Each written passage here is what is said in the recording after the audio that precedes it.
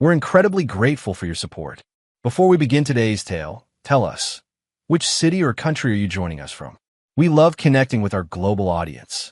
Now, let's dive into today's story. Chapter 1. Foundation Cracks. Dominic Russo believed in the sanctity of family above all else. At 42, the former Marine Force recon operator had built a life that seemed perfect from the outside. A sprawling home in the wooded outskirts of Lake Monroe, Indiana, a thriving security consulting business, and a family he would die for. His wife Vivian, with her captivating smile and sharp intellect, had been his rock for 15 years. Their two children, Maddox, 14, and Lena, 12, were both bright and athletic, taking after their father's disciplined nature. For Dom, family wasn't just about blood. It was about loyalty, sacrifice, and an unbreakable code. Perhaps that's why the first signs of trouble were so easy to dismiss.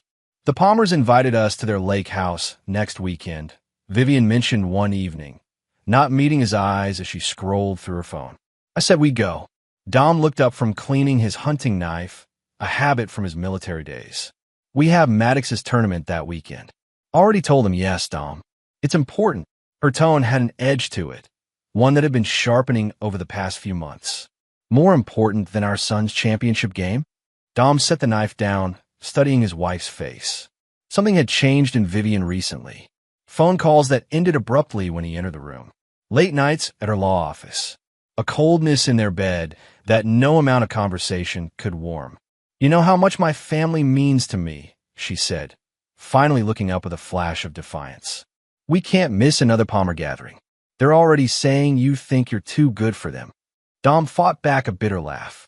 The Palmers, Vivian's wealthy family who'd never truly accepted the combat veteran who stole their prized daughter.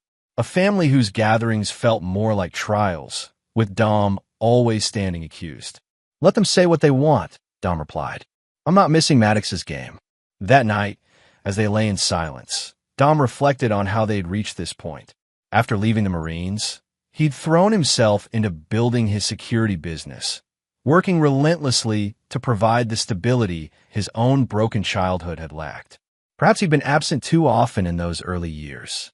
Perhaps Vivian had never truly understood the nightmares that sometimes still jolted him awake, drenched in sweat, reaching for weapons that weren't there. The next morning, Dom found his daughter Lena sitting alone on the porch swing, her usual vibrance dimmed. Everything okay, Lionheart? He asked, using the nickname he'd given her as a toddler. Lena shrugged, a gesture so reminiscent of her mother that it made Dom's chest tighten. Why does Uncle Preston keep coming over when you're not home? Dom felt something cold slide down his spine. Your mom's brother? When was he here? Yesterday. And last week. They talk really quietly in Mom's office. I don't think they like me hearing. Preston Palmer, the golden boy of the Palmer clan. Harvard Business School graduate. Wall Street success story. And the man who'd made it clear at every family gathering that Vivian had settled by marrying Dom. Did they say what they were talking about? Dom kept his voice casual, but the soldier in him was already connecting dots he didn't want to see. Money stuff, I think. And Mom seemed upset.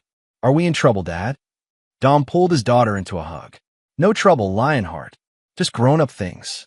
That evening, Dom made a rare early departure from his office and drove past Preston's downtown condo on the way home. Vivian's car was parked in the visitor space, 3 hours before she was supposed to be home from work. He didn't confront her that night. Instead, he checked their joint accounts and discovered withdrawals, small at first, then increasingly larger, over the past 6 months. Money they'd saved for the children's college funds, slowly disappearing. Dom began staying late at his office, not working, but watching, tracking Vivian's movements, installing a keystroke logger on their home computer. What he discovered wasn't just an affair, it was systematized betrayal. Vivian and Preston weren't lovers. They were conspirators. Preston, over-leveraged in high-risk investments, was using Vivian to siphon money from Dom's accounts. And Vivian, harboring long-buried resentment over giving up a prestigious law career to move to Dom's hometown, was all too willing to help, especially with the promise of returning to the gilded Palmer fold.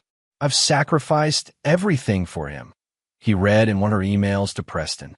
15 years living in this backward town, playing the dutiful wife while he chases his ridiculous security dreams. What has he ever sacrificed for me? Dom felt something inside him calcify. Not his heart, that was still beating, still bleeding, but something deeper. His sense of mercy. Chapter 2. Family Ties. The annual Palmer family reunion at Lake Michigan was a tradition dating back generations. For Dom, it had always been an exercise in endurance, smiling through thinly veiled insults, defending his common background to people who measured worth by zip codes and alma maters. This year, however, he arrived with knowledge burning in his chest like acid. Dominic, so good of you to actually show up this year. Carlisle Palmer, Vivian's father and the family patriarch, extended a manicured hand. His smile never reached his eyes. Wouldn't miss it, Carlisle. Dom matched the older man's grip with precise pressure, enough to assert strength without initiating challenge. The tactical mind that had kept him alive in combat zones never fully switched off. The Palmer estate sprawled across 3 acres of prime lakefront property. Crystal glinted in the afternoon sun as servers circulated with champagne. Vivian had already drifted toward her cousins, her laugh a little too bright, her gestures a little too animated. Preston arrived late, making an entrance in a tailored suit that cost more than most people's monthly mortgage. The way Vivian's eyes tracked him across the lawn confirmed everything Dom already knew. Uncle Dom. A small whirlwind crashed into his legs. Ava, Preston's 6-year-old daughter from his first marriage. Daddy says you're going to teach me to skip rocks. Dom lifted the child, momentarily lightened by her uncomplicated affection. Your daddy said that, did he? Well, we better not disappoint. At the water's edge, Dom showed Ava the perfect wrist motion for skipping stones, aware of Preston watching them from the terrace. Your daughter is adorable, Dom said when Preston finally approached. She has your eyes. And her mother's inability to sit still, Preston replied with practiced charm. Thanks for entertaining her. Parenting solo isn't easy. No, it isn't. Dom met his brother-in-law's gaze, especially when you're busy with other priorities. A flicker of unease crossed Preston's face. What's that supposed to mean? Dom skipped another stone, 5 perfect bounces. Just making conversation. The afternoon progressed with the usual Palmer formalities. Speeches about family legacy, toast after toast to business successes. Dom observed it all, noting how Vivian's mother Elizabeth kept refilling her wine glass, how Preston's hand brushed Vivian's back when they thought no one was looking, not in passion, but in reassurance. You seem different today, Carlisle commented as they stood by the bar. More present. Dom accepted a whiskey neat. I've been doing a lot of reflecting lately. About what matters. Perhaps you're finally seeing the value of connections, Carlisle said. Preston tells me your security business is struggling. The Palmer name opens doors, Dominic. It always has. Is that what Preston says? Dom swirled his drink. Interesting. There's no shame in accepting help from family, Carlisle continued, misreading Dom's response as pride. Vivian is a Palmer, after all. Her future, and your children's futures, are tied to this family's legacy. And what about loyalty, Carlisle? Dom asked quietly. Where does that fit in your legacy? The older man's expression hardened. Loyalty is earned, not given. Perhaps you should consider what you've done to earn Vivian's.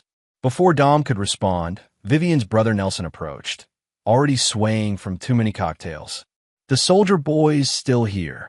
Nelson slapped Dom's back with drunken camaraderie. Thought you'd have retreated by now.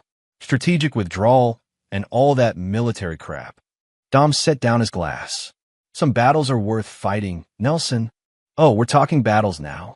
Nelson's voice rose, drawing attention. Because from where I'm standing, you lost this one years ago. My sister deserved better than being stuck in your nowhere town with your. Dom cut him off with a look so cold that Nelson physically recoiled. Choose your next words carefully. The confrontation might have ended there if Preston hadn't appeared, positioning himself between them with the smooth confidence of someone accustomed to defusing others' messes. Everything all right here? Dom, I think Vivian's looking for you. Dom turned to find his wife watching the exchange, her expression caught between embarrassment and alarm. As he approached her, she hissed, "What are you doing? Can't you get through one day without causing a scene?" "Interesting perspective," Dom replied, keeping his voice level. "Tell me, when did you first decide to help Preston steal from us?" Vivian's face drained of color. "What are you? College funds, retirement accounts, even that little emergency cash we keep in the gun safe." Dom maintained eye contact, watching her composure crumble. "Did you think I wouldn't notice?" "It's not what you think," she whispered, glancing around to ensure no one overheard. "Preston's in trouble. Real trouble. He needed a loan." "A loan," Dom repeated. "Is that what we're calling theft now?" "He's family, Dom. And what am I?" The question hung between them, heavy with 15 years of history. Vivian's answer was interrupted by Carlyle calling for everyone's attention. The patriarch raised his glass in a toast that somehow became a thinly veiled lecture about family loyalty and the importance of knowing one's place. Throughout the speech, Dom felt the weight of stares, some curious, some hostile, all judging. When the formal dinner began, Dom found himself seated between Elizabeth Palmer and Nelson's wife Tanya, both of whom maintained a rigid wall of small talk. Across the table, Preston engaged Vivian in an animated conversation about a recent Supreme Court decision, their heads bent together in a familiarity that now felt like a deliberate provocation. Halfway through the main course, Nelson, even more intoxicated, began loudly recounting stories from Vivian's law school days, each anecdote carefully chosen to emphasize what she'd given up by marrying Dom. "Remember that clerkship offer from Justice Richards?" Nelson laughed. "Could have been arguing before the Supreme Court by now if you hadn't gotten domestic." "I chose my family," Vivian replied, but her eyes betrayed her, flicking toward Preston, not Dom. "Some choices we live to regret," Preston added softly, and the table fell silent. Dom set down his fork. "Are you speaking from experience, Preston? Because from where I sit, your choices seem remarkably convenient, especially when they involve other people's money." The room temperature seemed to drop. Preston's smile became fixed.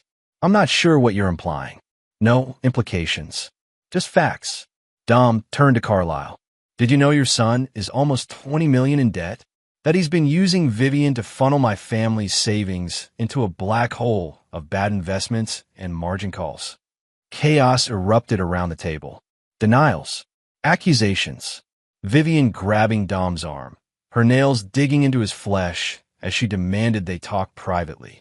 Dom, remembering how those same hands had once caressed him with love, now transformed into weapons meant to silence him. He stood abruptly, addressing the stunned faces around the table. "For 15 years, I've endured your condescension, your mockery. I believed family was worth the sacrifice of dignity. I was wrong." Vivian followed him as he walked away from the table, her voice shrill with panic. "You're embarrassing us. This isn't the place." "Where's the place, Viv?" "Our home, where you've been planning how to leave me. The bank, where you forged my signature to access accounts. Or maybe Preston's condo, where you've been strategizing while I thought you were at work." The guest had abandoned all pretense of not listening. Carlyle rose from his seat, face flushed with rage. "This is outrageous. Vivian, control your husband." Dom laughed, a harsh, unfamiliar sound. "That's always been the problem, hasn't it? No one controls me. Not you, not Preston, not even Vivian. I earned everything I have through blood and sacrifice while you were playing country club politics." "Dom, please," Vivian pleaded, tears streaming down her face. "We can talk about this at home. The children you were planning to take from me?" Dom pulled out his phone, showing her the email chain he'd discovered. "The children you and Preston decided would be better off with proper Palmer influence." Vivian's face crumpled. "It wasn't like that. We just—" "Stop lying." Dom's voice was deadly quiet. "For once in your life, stop lying." What followed was a blur of accusations. Preston denying everything despite the evidence. Carlyle threatening legal action. Nelson making a drunken lunge that Dom sidestepped, sending the younger man sprawling into an antique sideboard. Elizabeth weeping dramatically as priceless china shattered on imported marble. And finally, Vivian, her composure completely broken, screaming words that silenced the room. After a brutal argument with my wife's family at the reunion, everyone turned their backs on me, even my wife. Dom looked around at the hostile faces, these people who had never accepted him. You have two choices, beg for forgiveness or get out, she snarled. Instead of begging, I purchased a one-way ticket to disappear. When they finally realized I was gone, the damage was irreversible. Chapter 3. Vanishing Acts. The night air felt electric as Dom drove away from the Palmer estate, his hand steady on the wheel despite the adrenaline coursing through his system. He didn't return home. Instead, he checked into a motel outside Chicago, paid cash, and initiated the contingency plan he'd been meticulously developing over the past 3 weeks. His military training had taught him that the best operations were planned with multiple exit strategies. For 15 years, he'd applied that principle to protecting his family. Now, he would use it to dismantle the life that had become a lie. First, he transferred funds from accounts Vivian didn't know about to offshore holdings established through his security firm's international contracts. Next, he made a series of calls to contact from his military days. Men who understood that sometimes disappearing was the only tactical choice. Need to go dark for a while, he told his former teammate Raul Delgado, now running a fishing charter in Panama. Everything in place? Ready when you are, brother, Raul confirmed. The clinic expecting you. 5th of next month. Papers and credentials all set. Dom had planned this with military precision. A new identity, backstopped with documentation that would withstand scrutiny. Not illegal, exactly, but operating in the gray areas where his security business had occasionally ventured for high-value clients. What about the kids? Raul asked, concern evident even through the crackling international connection. Dom's throat tightened. They're part of Phase 2. I need to make sure they're protected financially first. The hardest call was to his attorney, Leona Washington, the only person besides Raul who knew the full extent of his plans. They'll freeze everything once they realize what's happening, Leona warned. You sure about this timeline? It gives me exactly what I need.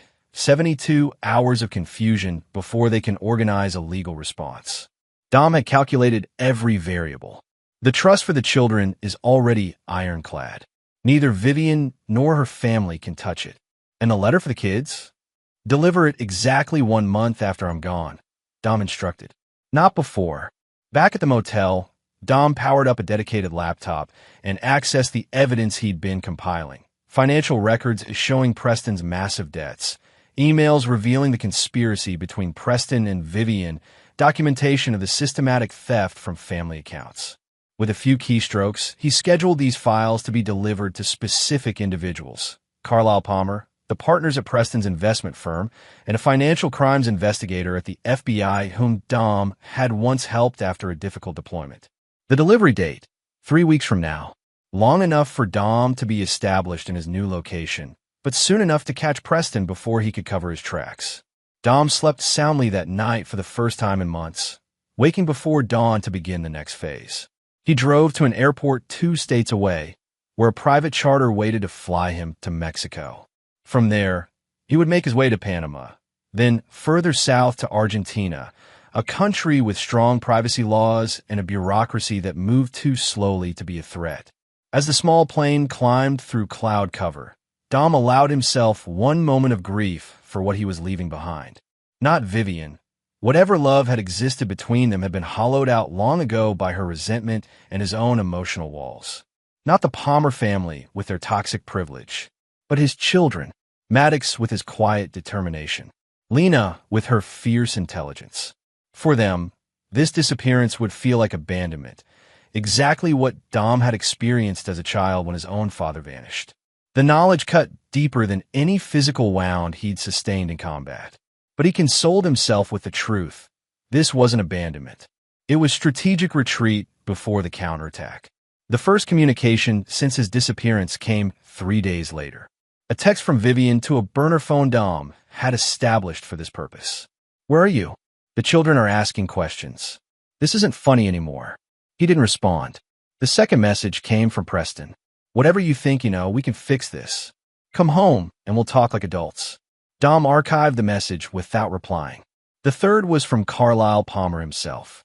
You've made your point. Now stop this childish game before you destroy what's left of your family's reputation. Dom smiled grimly at that one. Reputation, always the Palmer priority.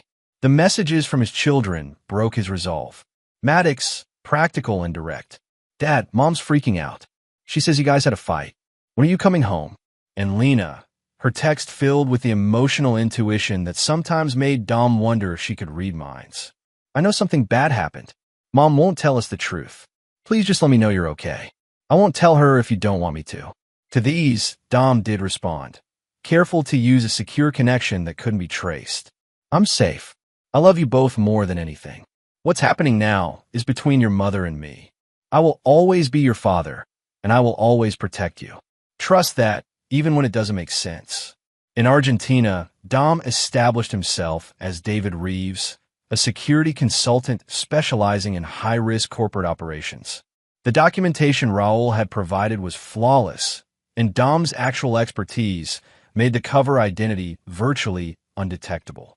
He rented a modest apartment in Buenos Aires, set up a local bank account with a portion of his secured funds, and began building the framework for what came next. Every night, he accessed a secured server where software monitored the digital footprints of the Palmer family. He watched as Vivian hired a private investigator, as Preston liquidated assets to cover immediate debts, as Carlisle's lawyers began proceedings to declare Dom legally missing to gain control over joint assets. None of it would work. Dom had spent years developing security systems to protect assets from exactly this type of maneuver. What they didn't know, what none of them could possibly understand, was that this disappearance wasn't an emotional reaction to betrayal. It was the first move in a campaign Dom had been strategizing since the moment he confirmed Vivian's treachery. 20 days after his disappearance, Dom received a secure message from Leona. They're getting desperate. V filed abandonment charges. P liquidating everything he can. The old man hired serious muscle, ex-CIA types asking questions about your military connections. Dom had anticipated this. The Palmers' wealth and connections made them dangerous, but their privileged arrogance made them predictable. They believed money could solve any problem, open any door. They had never faced an adversary trained to counteract precisely that advantage.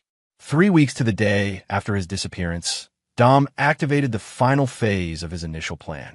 The evidence he'd compiled was automatically delivered to its designated recipients. Within hours, the carefully constructed Palmer facade began to crumble. Preston was placed on immediate leave by his firm as federal investigators seized records related to client accounts. Carlisle, confronted with irrefutable evidence of his son's financial crimes, withdrew the considerable legal resources he'd deployed to find Dom, focusing instead on damage control. And Vivian, suddenly facing questions about her role in the financial irregularities, found her carefully cultivated image as the victimized wife giving way to suspicion. Dom watched it all unfold from thousands of miles away, not with satisfaction, but with grim resolve. This was merely the foundation. The true architecture of his revenge was still taking shape. In the quiet of his Buenos Aires apartment, Dom began planning the next phase. The Palmers had resources, but they had never faced an opponent who understood their greatest weakness, their pathological need to maintain appearances. Dom had spent 15 years observing this vulnerability, mapping the pressure points in their carefully constructed social edifice. Now, he would systematically apply pressure until the entire structure collapsed. When his secure phone buzzed with a message from Leona, Dom expected another update on the legal proceedings. Instead, what he read sent ice through his veins. They took the kids from school. Private plane to Caymans. Emergency custody filing claims you're mentally unstable from PTSD. Hearing scheduled next week. For the first time since this began, Dom felt a surge of genuine rage break through his tactical calm. Using the children as pawns was a miscalculation the Palmers would live to regret. He booked a flight leaving in 3 hours. Phase 2 was now accelerating ahead of schedule. Chapter 4, Ghost Protocols. 6 months after vanishing from the Palmer family reunion, Dom Russo was a ghost with substance, a shadow that had learned to move through light without being seen. The man who stepped off a private plane in Georgetown, Cayman Islands, bore little physical resemblance to the security consultant who had disappeared. His military short hair had grown out, now streaked with strategic gray. A carefully maintained beard concealed the distinctive scar on his jaw. Enhanced contact lenses changed his eye color from penetrating blue to unremarkable brown. But the most significant transformation wasn't physical. The Dom Russo who had disappeared was a man constrained by moral boundaries. The man who emerged, operating under the identity of Michael Hargrove, international risk consultant, had shed those constraints like a tactical vest that had served its purpose. The Cayman Ritz-Carlton suite he checked into offered a direct view of the exclusive private school where, according to his intelligence, the Palmer family had enrolled Maddox and Lena. The Palmers believed the children were safely beyond his reach, protected by the island's strict privacy laws and a legal fiction of a custody agreement Dom had never signed. What they failed to understand was that Dom had spent his military career penetrating more heavily fortified locations than a private school, and with significantly higher stakes than his own children's futures. He spent 3 days on surveillance, establishing patterns and vulnerabilities. The children were driven to school in a black SUV with hired security, a former British Royal Marine whom Dom identified through his network of contacts. The same vehicle collected them each afternoon, taking them to a gated beachfront estate owned by a Palmer Shell corporation. During those surveillance days, Dom experienced his first visual confirmation that his children were safe, physically at least. Watching Maddox playing soccer on the school field, his lanky frame now several inches taller, Dom felt a bittersweet pride mingled with rage at the time stolen from him. Seeing Lena sitting alone under a palm tree with a book, always the introvert, he noticed how she frequently scanned her surroundings as if looking for someone. For him, perhaps. On the 4th day, Dom made his approach through a service entrance during lunch period. The school security was designed to keep unauthorized adults out, not to monitor students already inside. He found Lena first, sitting alone in the library, exactly where his intelligence suggested she would be. When she looked up and saw him, her eyes widened in disbelief, then filled with tears. Before she could make a sound that might draw attention, Dom pressed a finger to his lips and slid into the chair across from her. Lionheart, he whispered, using the nickname that belonged only to them. Dad, her voice trembled. Is it really you? It's me. I don't have much time. I need you to listen carefully. Dom slid a secure phone across the table. This can't be traced. The password is your birth date followed by the name of your first goldfish. Lena stared at the phone, then back at him. Are you taking us home? The question pierced Dom's carefully maintained tactical focus. Not yet, but soon. I need to make sure it's safe first. They're watching you too closely right now. They told us you had a breakdown, that you were dangerous. Lena's voice hardened. I never believed them. Good. Dom reached across the table, briefly touching her hand. I need your help. Maddox too, but you can't tell him you saw me today. Not yet. Lena nodded, her expression shifting from emotional to resolute in a way that reminded Dom painfully of himself. What do you need us to do? Information. I need to know everything about your daily routines, who has access to you, where you're permitted to go. Dom kept his voice low. Use the phone only in the bathroom with the shower running. There's a secure messenger app that deletes messages after they're read. Mom hardly sees us anymore, Lena volunteered, seemingly eager to prove her value as an informant. She's always with Uncle Preston or on the phone with lawyers. Grandpa visits twice a week. He makes Maddox play golf with him. Dom absorbed this, fitting it into the broader tactical picture. And school? Are you making friends? They don't speak to us much. Everyone knows our family has some big secret. Lena's eyes, so like his own, searched his face. Are you really okay, Dad? You look different. I'm better than okay, Dom assured her. I'm exactly where I need to be. The conversation lasted less than 5 minutes, all the time Dom could risk without alerting security. Before leaving, he handed Lena a small tracking device disguised as a hair clip. Wear this every day, he instructed. It's waterproof. Never take it off. As he prepared to leave, Lena grabbed his arm with surprising strength. "Promise you'll come back for us." "I swear it." Dom held her gaze. "But when I do, things will change in ways you might not understand at first. Trust that everything I do is to protect you and your brother." He slipped away as silently as he had arrived, exiting through a service door just as the lunch bell rang. Back in his hotel room, Dom activated the tracking system linked to Lena's hair clip, confirming it was functioning properly. Then he made a secure call to Raul. "Phase 3 is a go," he said without preamble. "Activate the Panama accounts and alert our friend at Interpol. The package drops in 72 hours. The package was information, devastating in its comprehensiveness. Financial records showing how Preston Palmer had been systematically defrauding investors for years. Evidence of Carlisle Palmer's knowledge of these activities. Documentation of offshore accounts used to hide assets from regulators and tax authorities. And most damaging of all, records of the Palmer family's involvement with certain international business partners whose activities straddled the line between questionable and criminal. Dom had spent 6 months compiling this dossier, leveraging contacts from his military and security consulting days. People who owed him favors. People who understood that sometimes justice required operating outside formal channels. The information would go to financial regulators, tax authorities, and media outlets simultaneously, a coordinated strike designed to create maximum chaos. While waiting for this bomb to detonate, Dom continued his covert communication with Lena, piecing together a complete picture of the Palmer family's new dynamics. What emerged confirmed his strategic assumptions. With Preston fighting to salvage his career and reputation, with Vivian increasingly isolated by suspicion, the family's formidable resources were already stretched thin. They were vulnerable in ways they couldn't possibly recognize. On the third day, Lena's secure message contained the information Dom had been waiting for. "Emergency family meeting tonight. Grandpa arrived 2 hours ago looking sick. Everyone's shouting. Mom's crying. Maddox and I sent to our rooms. Security doubled around the house." The information drop had hit its targets. Now for the next phase.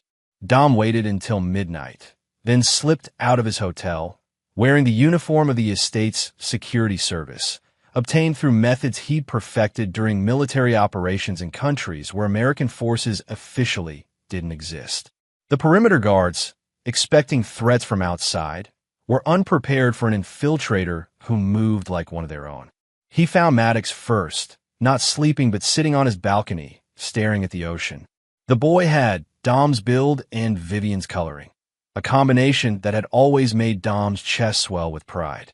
Now, seeing his son for the first time in months, Dom registered the changes. Harder lines around the mouth, a watchfulness that hadn't been there before. "Hello, son," Dom said quietly, stepping from the shadows. Maddox started violently, then froze, his expression cycling through shock, disbelief, and something like anger. "Dad? How did you?" "I'll explain everything," Dom promised, "but not here. We don't have much time." Unlike Lena's tears, Maddox responded with the wariness of a teenager already learning to distrust. "They said you abandoned us, that you stole money and ran away. And you believe that?" Dom kept his voice neutral, understanding his son's confusion. "I didn't know what to believe." Maddox's fists clenched at his sides. "You were just gone. No call, no letter, nothing for months. I'm sorry for that." Dom moved closer, ready to restrain his son if the boy decided to shout for help. "I had to disappear to protect all of us. Your mother and Uncle Preston were stealing from us, from your future. They planned to take you both away where I'd never find you." Maddox's expression hardened. "Prove it." Dom pulled out his phone, showing his son some of the same evidence that was now wreaking havoc in financial and legal circles. Emails, bank records, Vivian's own words planning the children's removal.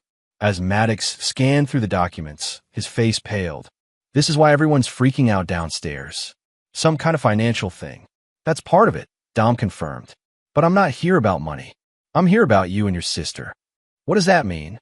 Suspicion edged Maddox's voice. "Are you kidnapping us?" Dom shook his head.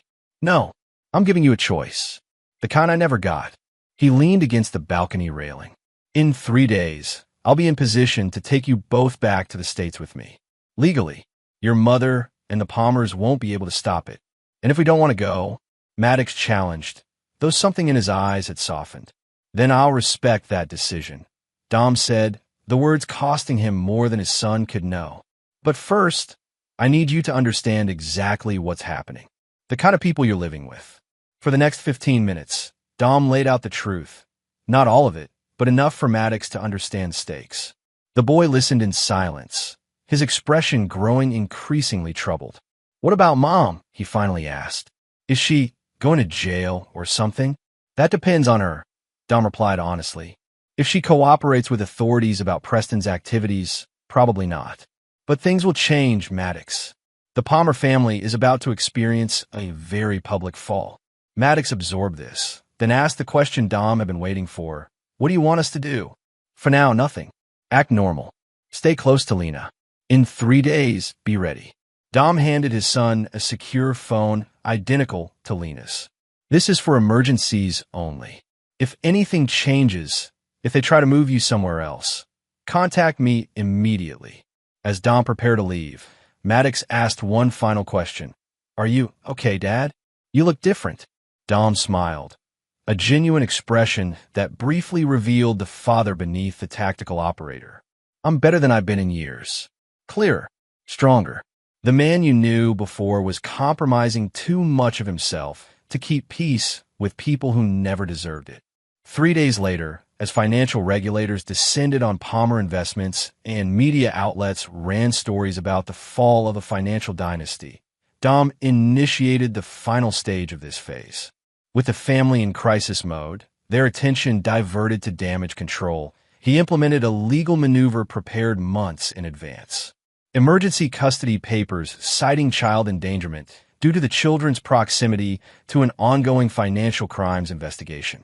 Supporting documentation from child welfare experts. And most crucially, testimony from a Palmer family insider, Elizabeth Palmer herself, Vivian's mother, who had been quietly cooperating with Dom since receiving evidence of Preston's misuse of her personal trust fund. The hearing took less than an hour. With Elizabeth's testimony and the mountain of evidence now public regarding the Palmer financial improprieties, the judge granted Dom temporary custody pending further hearings in the United States. By nightfall, Dom and his children were on a private plane bound for a location known only to Raul and Leona. As the plane climbed through cloud cover, Lena slept fitfully across 2 seats while Maddox stared out the window, his expression unreadable. What happens now? The boy finally asked, turning to face his father. Now we rebuild, Dom answered. On our terms. No more lies. No more compromises. And Mom, Maddox persisted. Will we see her again? Dom studied his son's face, seeing the conflict there. That's up to her. And to you. I won't keep you from her, if that's what you want. But she'll have to earn back your trust, just as I'm doing now. Maddox nodded slowly, then said the words Dom hadn't realized he'd been waiting to hear. I'm glad you came back for us, Dad. For the first time in months, Dom felt something crack in the hardened shell he'd built around himself. Not enough to change his course. The next phases of his plan were already in motion, but enough to remind him of what he was truly fighting for. Chapter 5, Paper Trail. The remote ranch in western Montana provided exactly what Dom needed: isolation, security, and time. Situated on 200 acres of private land, accessible only by a single road that could be monitored from 3 different vantage points, it offered a fortress-like environment where Dom could safely reunite with his children while executing the next stages of his plan. For the first week, they existed in a strange limbo, Maddox and Lena adjusting to their father's transformed presence, Dom relearning the rhythms of parenthood after months of solitary focus. They hiked the surrounding mountains, fished in the pristine stream that cut through the property. At night, they sat around a fire pit, the silence between them gradually softening from awkward to contemplative. Why Montana? Lena asked on the 8th night, bundled in a jacket against the mountain chill. We've never even been here before. That's exactly why, Dom explained, stoking the fire. No connections to our past. No one looking for us here. Are we hiding? Maddox's question contained an edge, not accusation, but the need for clarity that Dom recognized in himself. Strategically positioned, Dom corrected, "There's a difference." During those initial weeks, Dom maintained strict communications protocols. No internet access for the children. No phones except the secure satellite line. News from the outside world came through Leona's encrypted updates, painting a picture of escalating chaos in the Palmer Empire. Preston had been indicted on multiple counts of securities fraud. Carlisle, fighting to distance himself from his son's actions, had suffered a minor stroke, temporarily stepping back from his leadership role in the family businesses. And Vivian, granted a supervised visit with the children that she had inexplicably canceled at the last minute, had filed a counterpetition for custody, claiming Dom had manipulated evidence and coerced her mother's testimony. "Mom saying you brainwashed Grandma Elizabeth?" Maddox asked when Dom shared a redacted version of this update. "That's crazy. Grandma Elizabeth doesn't let anyone tell her what to think. People will say whatever they need to when they're desperate," Dom replied, carefully monitoring his son's reaction. "Your grandmother made her choice when she saw the evidence of what Preston had done with her money." What Dom didn't share with his children was the true nature of Elizabeth Palmer's cooperation. The woman hadn't turned against her family out of moral outrage, but out of self-preservation. Dom had made sure the evidence he provided showed how Preston had specifically targeted his mother's accounts, knowing she rarely reviewed financial statements. Elizabeth's testimony against her son and husband had been a calculated decision to protect her own assets from the coming legal storm. As weeks turned to months, the ranch became something like a home. Dom established a rigorous homeschooling program, leveraging online resources and his own considerable knowledge in mathematics, history, and languages. Maddox, initially resistant, gradually engaged with the challenging curriculum. Lena thrived under the individualized attention, her natural intelligence finding new outlets. "You're different as a teacher," she observed one afternoon as they worked through an advanced calculus problem. "More patient." Dom considered this. "I have clarity now. Before, I was always divided, trying to balance what the Palmers expected, what your mother wanted, what my business needed. And what about what you wanted?" Lena's perception sometimes startled him. "I wanted our family to be whole," Dom answered honestly. "I just didn't see that it never truly was." 6 months into their Montana existence, Dom initiated the next phase of his plan. With Preston's trial date approaching and the Palmer financial empire increasingly unstable, the time had come to apply pressure to the few load-bearing pillars still standing. "I need to go away for a few days," he told the children over dinner. "Raoul will stay with you." Maddox's fork paused halfway to his mouth. "Where are you going?" "New York," Dom said, offering the partial truth he'd prepared. "There are legal matters regarding your trust that need my personal attention." What he didn't say was that New York was merely his first stop on a journey that would take him to 3 countries in 5 days, activating networks and resources positioned months earlier. While the children slept, Dom briefed Raoul on security protocols, then packed a single carry-on with essentials. At dawn, he slipped away in the ranch's rugged Jeep, driving 2 hours to a private airstrip where a chartered plane waited. In New York, he met with Leona in a secure office space rented under one of his shell companies. "The judge is wavering on the permanent custody arrangement," she reported, sliding a file across the conference table. "Vivian's lawyers are pushing the PTSD angle hard, claiming your military background makes you unstable."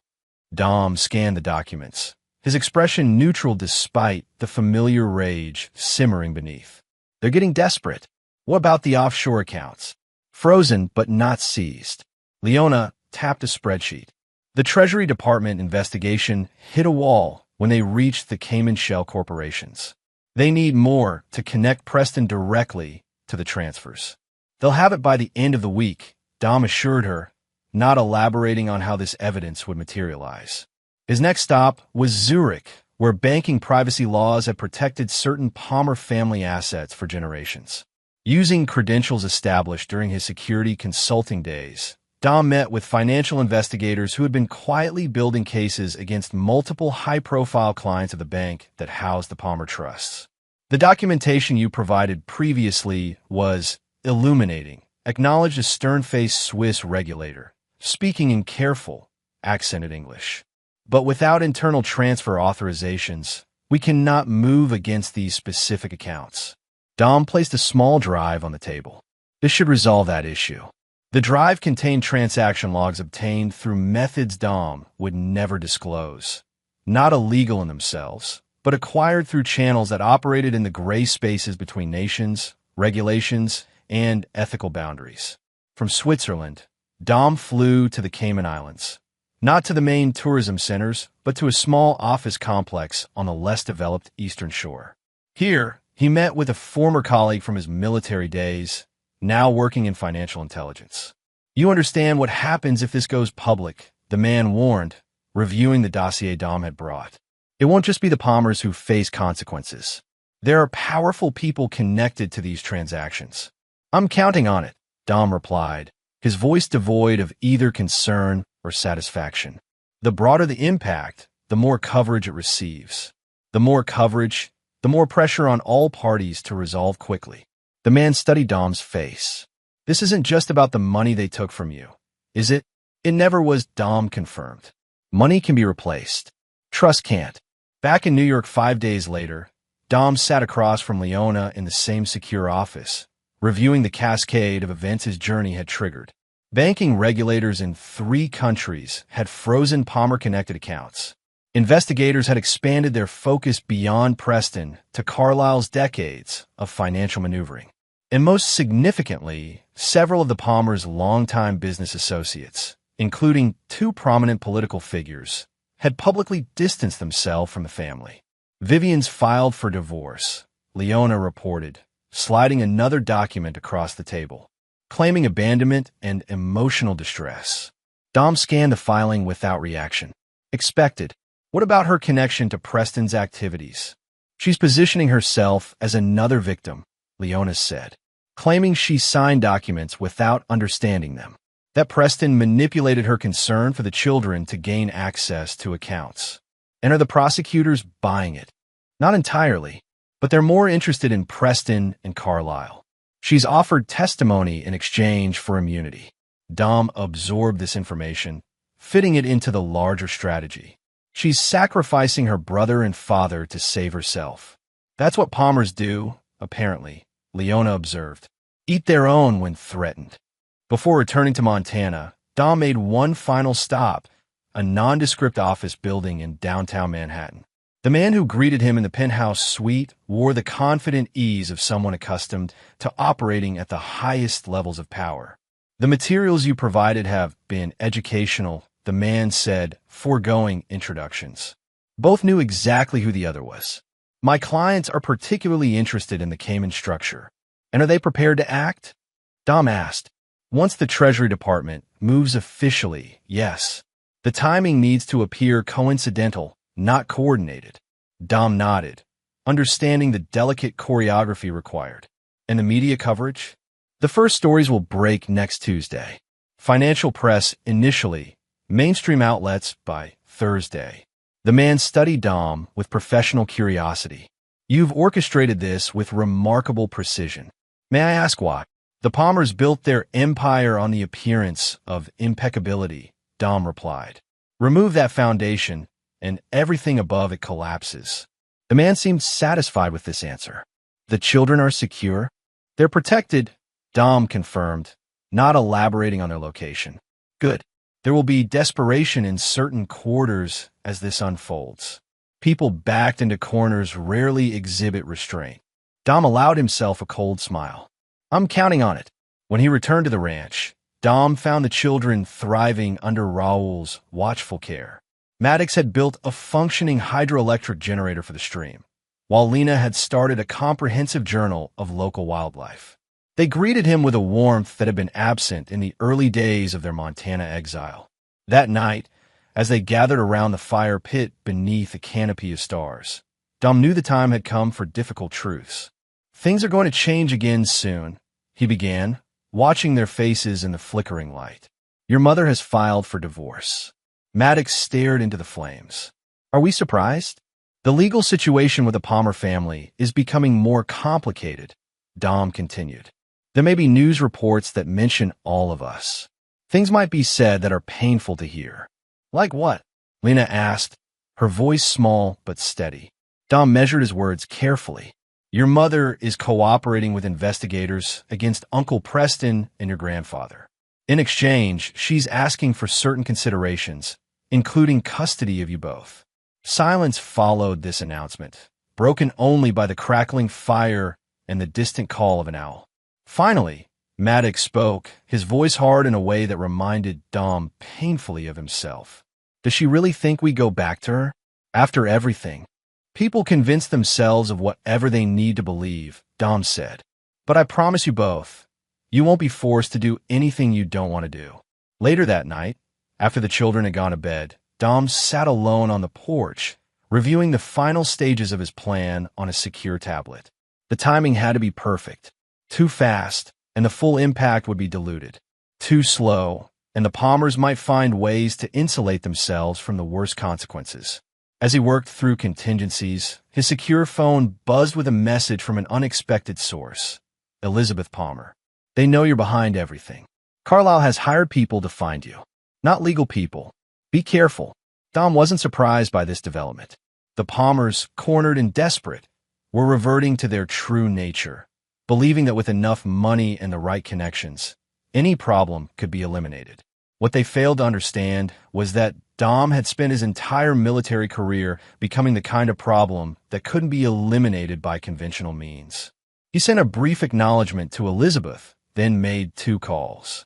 The first to Raul, initiating enhanced security protocols for the ranch. The second to a number he had memorized but never used, a direct line to the former commander of his Special Operations Unit, now working in private security. Mason, Dom said when the call connected. I need a favor.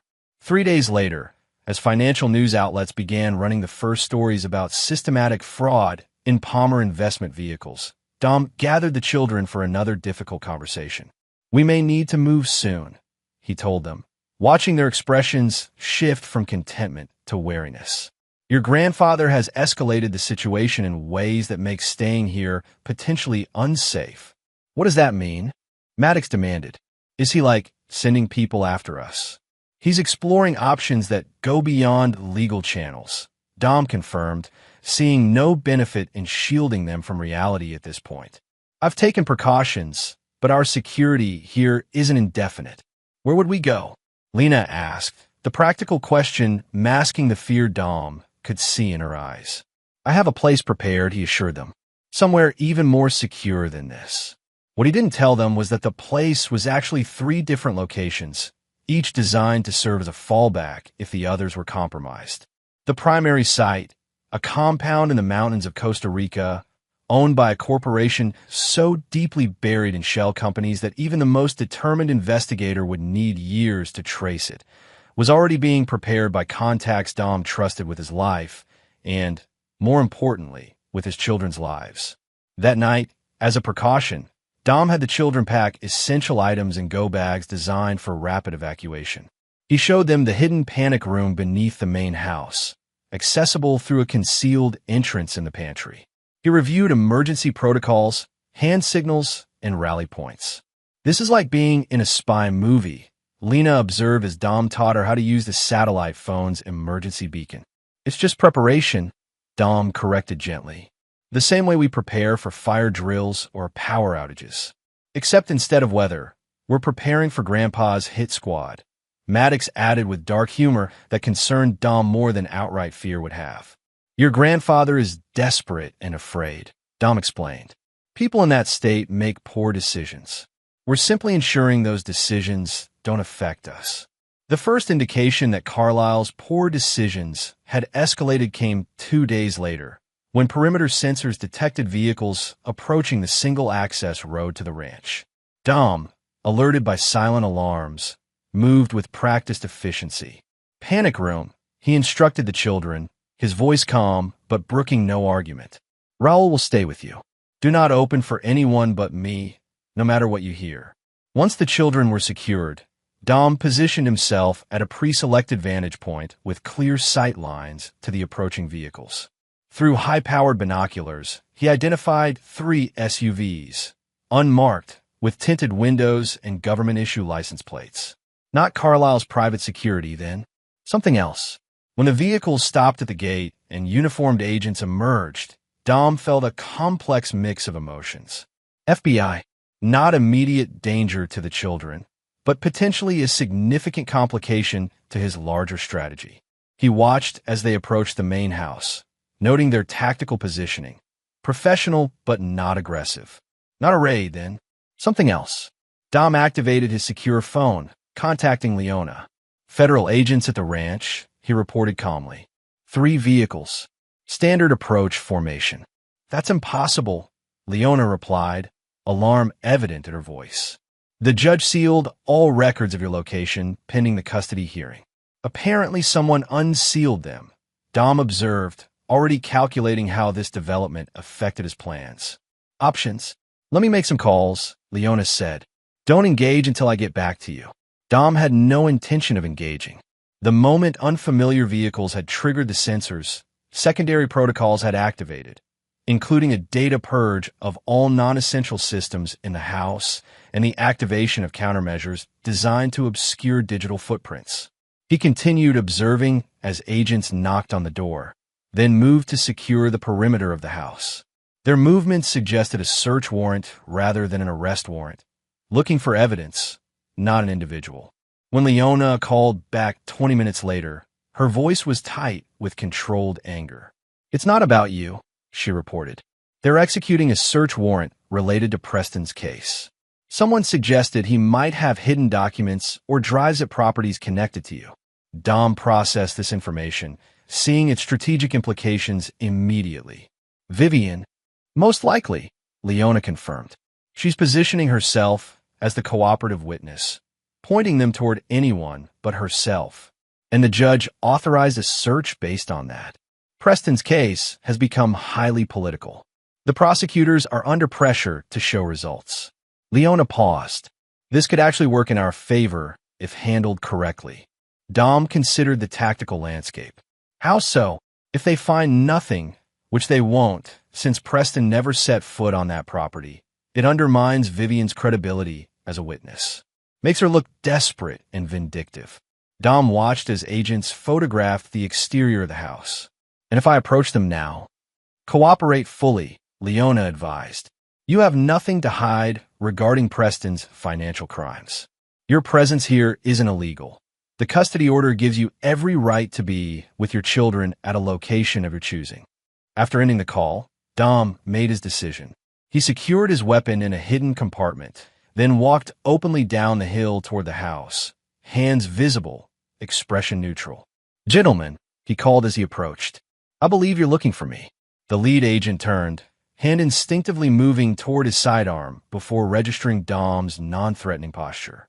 Dominic Russo, the agent asked, studying Dom's face as if comparing it to a photograph. That's right, Dom confirmed. May I ask what brings the FBI to my property? What followed was a 6-hour exercise in calculated cooperation. Dom provided identification, answered questions about his relationship with Preston Palmer, truthfully minimal, and consented to a search of the property, except for the panic room, which he claimed was a standard storm shelter currently undergoing maintenance.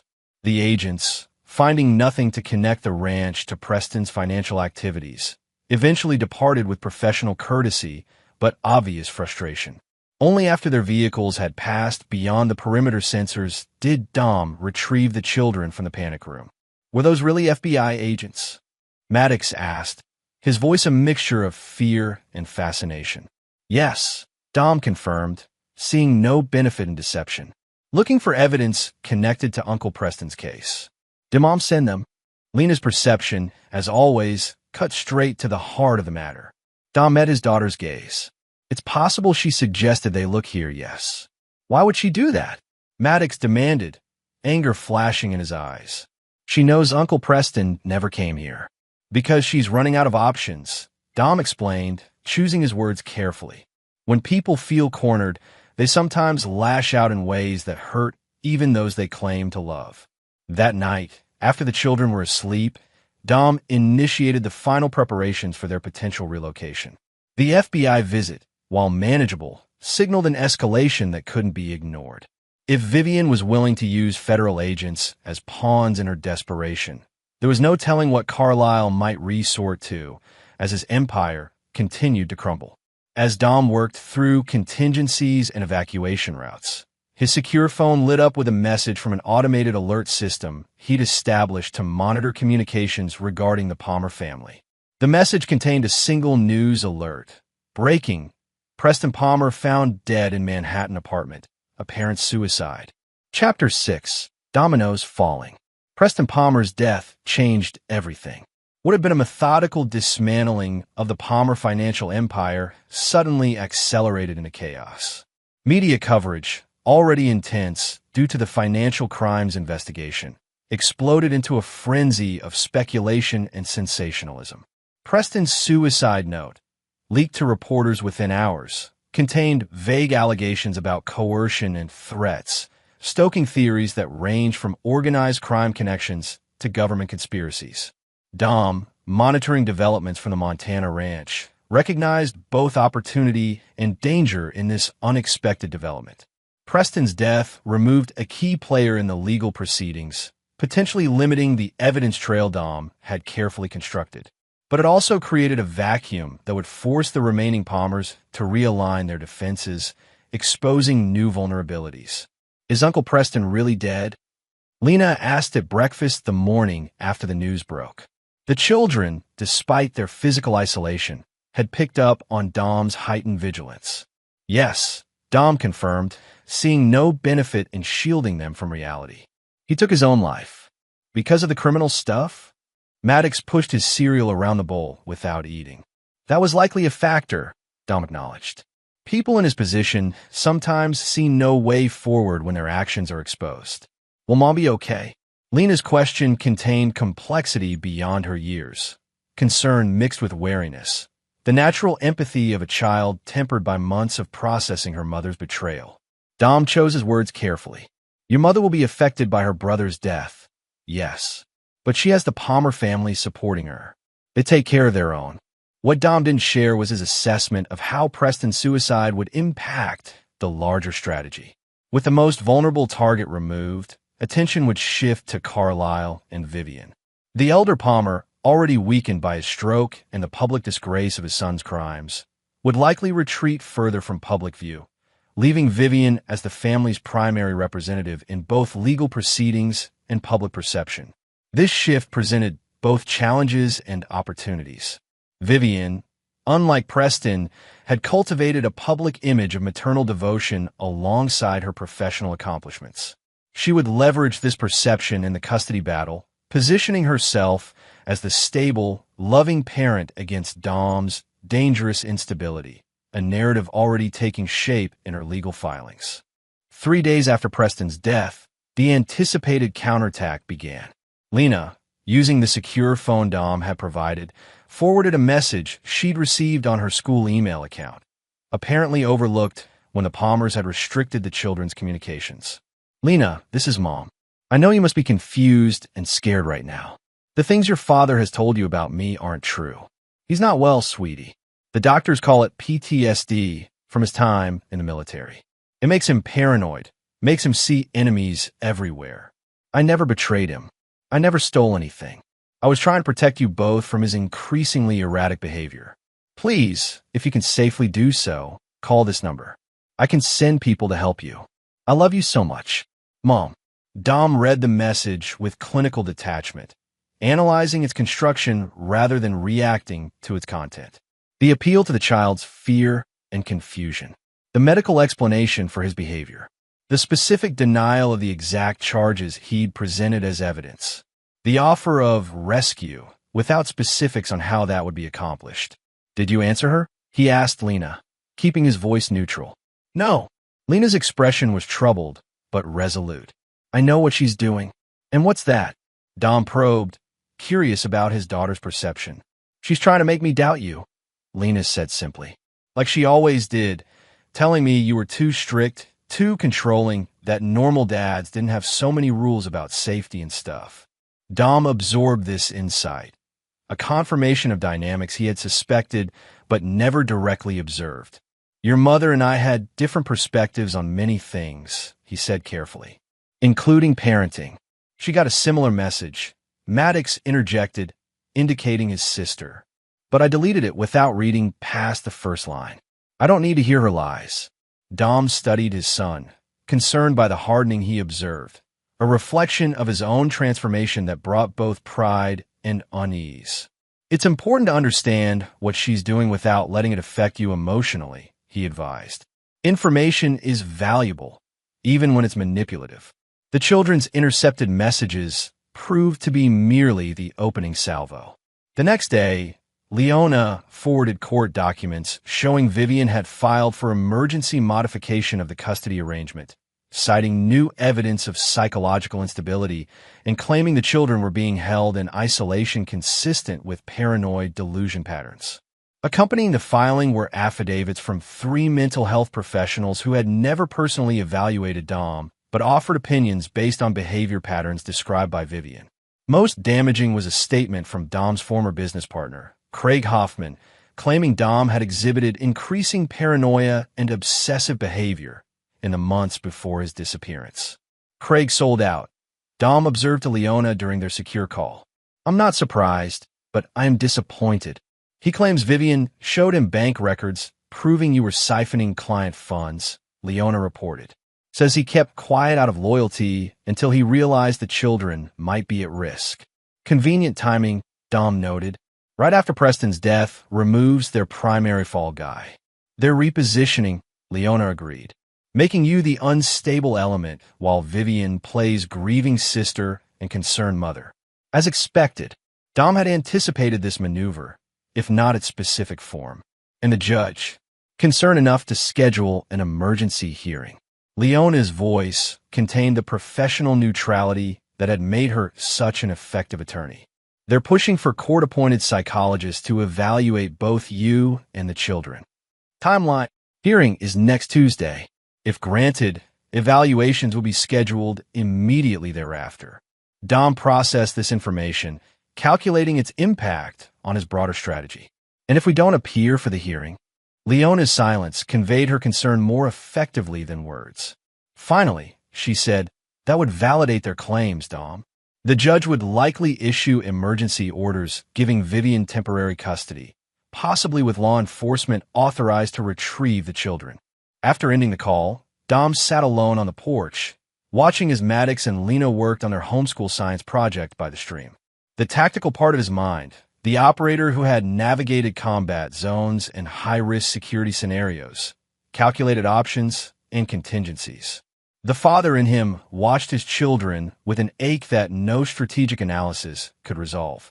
The legal approach Vivian had chosen was clever, attacking not his moral character, but his mental stability. Any aggressive countermeasure would simply reinforce the narrative of a man driven by paranoia and delusion. Even the evidence he had compiled against the Palmers could be reframed as the product of obsession rather than investigation. That night, Dom made his decision. They would not run, not yet. Instead, they would appear at the hearing, presenting the image of a stable, functioning family unit. Dom would submit to psychological evaluation, confident that his military training would allow him to navigate the assessment without revealing the full scope of his ongoing operations against the Palmer family. The next morning, he gathered the children for another difficult conversation. We need to go back to civilization for a while, he explained, watching their reactions carefully. There's a court hearing about your custody. Mom's trying to take us away again, Maddox said. Not a question, but a statement loaded with teenage contempt. She's pursuing legal channels this time, Dom confirmed, which means we need to respond through those same channels. What if they make us go with her? Lena's voice was small but steady. That won't happen, Dom assured her with a certainty he didn't entirely feel. But we need to follow the legal process carefully. That means being respectful in court, answering questions honestly but thoughtfully. You want us to pretend everything's normal, Maddox interpreted, his perception sometimes startling in its accuracy. To show we're not being held hostage or whatever Mom's claiming. Not pretend, Dom corrected. Just be yourselves. You're both intelligent, Thoughtful people who understand more than most adults give you credit for. Let that show. 3 days later, they left the ranch in a convoy of 3 vehicles. Security precautions arranged through Raul's connections. They drove to Bozeman, where a private plane waited to take them to New York. Throughout the journey, Dom maintained hypervigilance, scanning for surveillance or pursuit, while outwardly projecting calm confidence for the children's benefit. In New York, they checked into a suite at an upscale hotel near the courthouse, a deliberate choice to counter narratives about isolation and instability. Dom arranged for the children to meet with child advocacy lawyers independent from either his or Vivian's legal teams, ensuring they had representation focused solely on their interests. The night before the hearing, as the children slept in the suite's second bedroom, Dom received an unexpected message on his secure line. Need to meet. Plaza Hotel Bar. 10 p.m. Come alone. Elizabeth Palmer, Vivian's mother, and the key witness whose testimony had secured Dom's initial custody victory. The woman who had warned him about Carlisle's extra-legal efforts to locate them. Dom weighed the risks. The message had come through channels only Elizabeth should have access to. The plaza was public enough to discourage a trap, private enough for a confidential conversation. After arranging additional security for the children, Dom made his way to the landmark hotel. Elizabeth Palmer sat alone at a corner table, a barely touched martini before her. At 68, she retained the aristocratic beauty that had once made her a fixture in society pages, but recent months had etched new lines around her eyes and mouth. When she saw Dom approach, something flickered across her face. Not fear, exactly, but wary respect. "You came," she said as he sat across from her. "I wasn't sure you would. You took a risk contacting me," Dom replied, scanning their surroundings with practiced subtlety. "I assumed it was important." Elizabeth took a small sip of her drink. "Carlisle suffered another stroke yesterday. More severe this time. The doctors aren't optimistic." Dom absorbed this information, assessing its strategic implications. "I'm sorry to hear that. Are you?" Elizabeth's gaze was direct, challenging. "He was preparing to destroy you, by any means necessary." "I don't celebrate anyone's suffering," Dom said truthfully. "Even my enemies."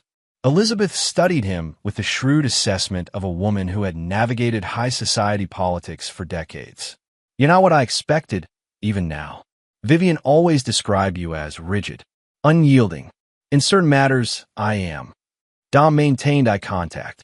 "Why did you ask to meet, Elizabeth?" She reached into her handbag, removing a sealed envelope which she slid across the table.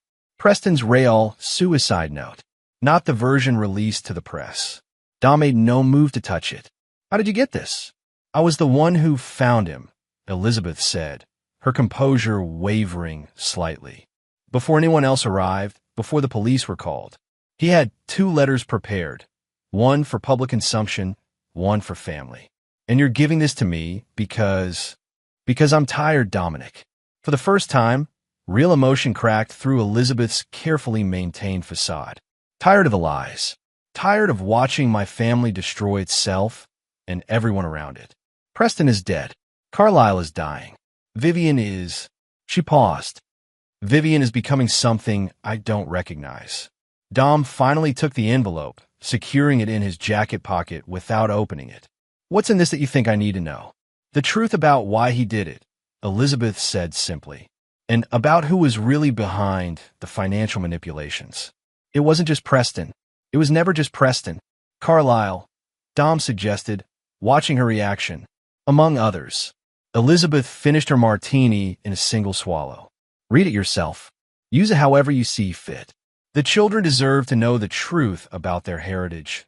All of it, not just the sanitized version we present to the world." "Why now?" Dom pressed, still wary of manipulation. "You could have come forward with this information months ago. Because tomorrow, in that courtroom, Vivian will present herself as the grieving sister, the devoted mother, the woman victimized by her unstable husband."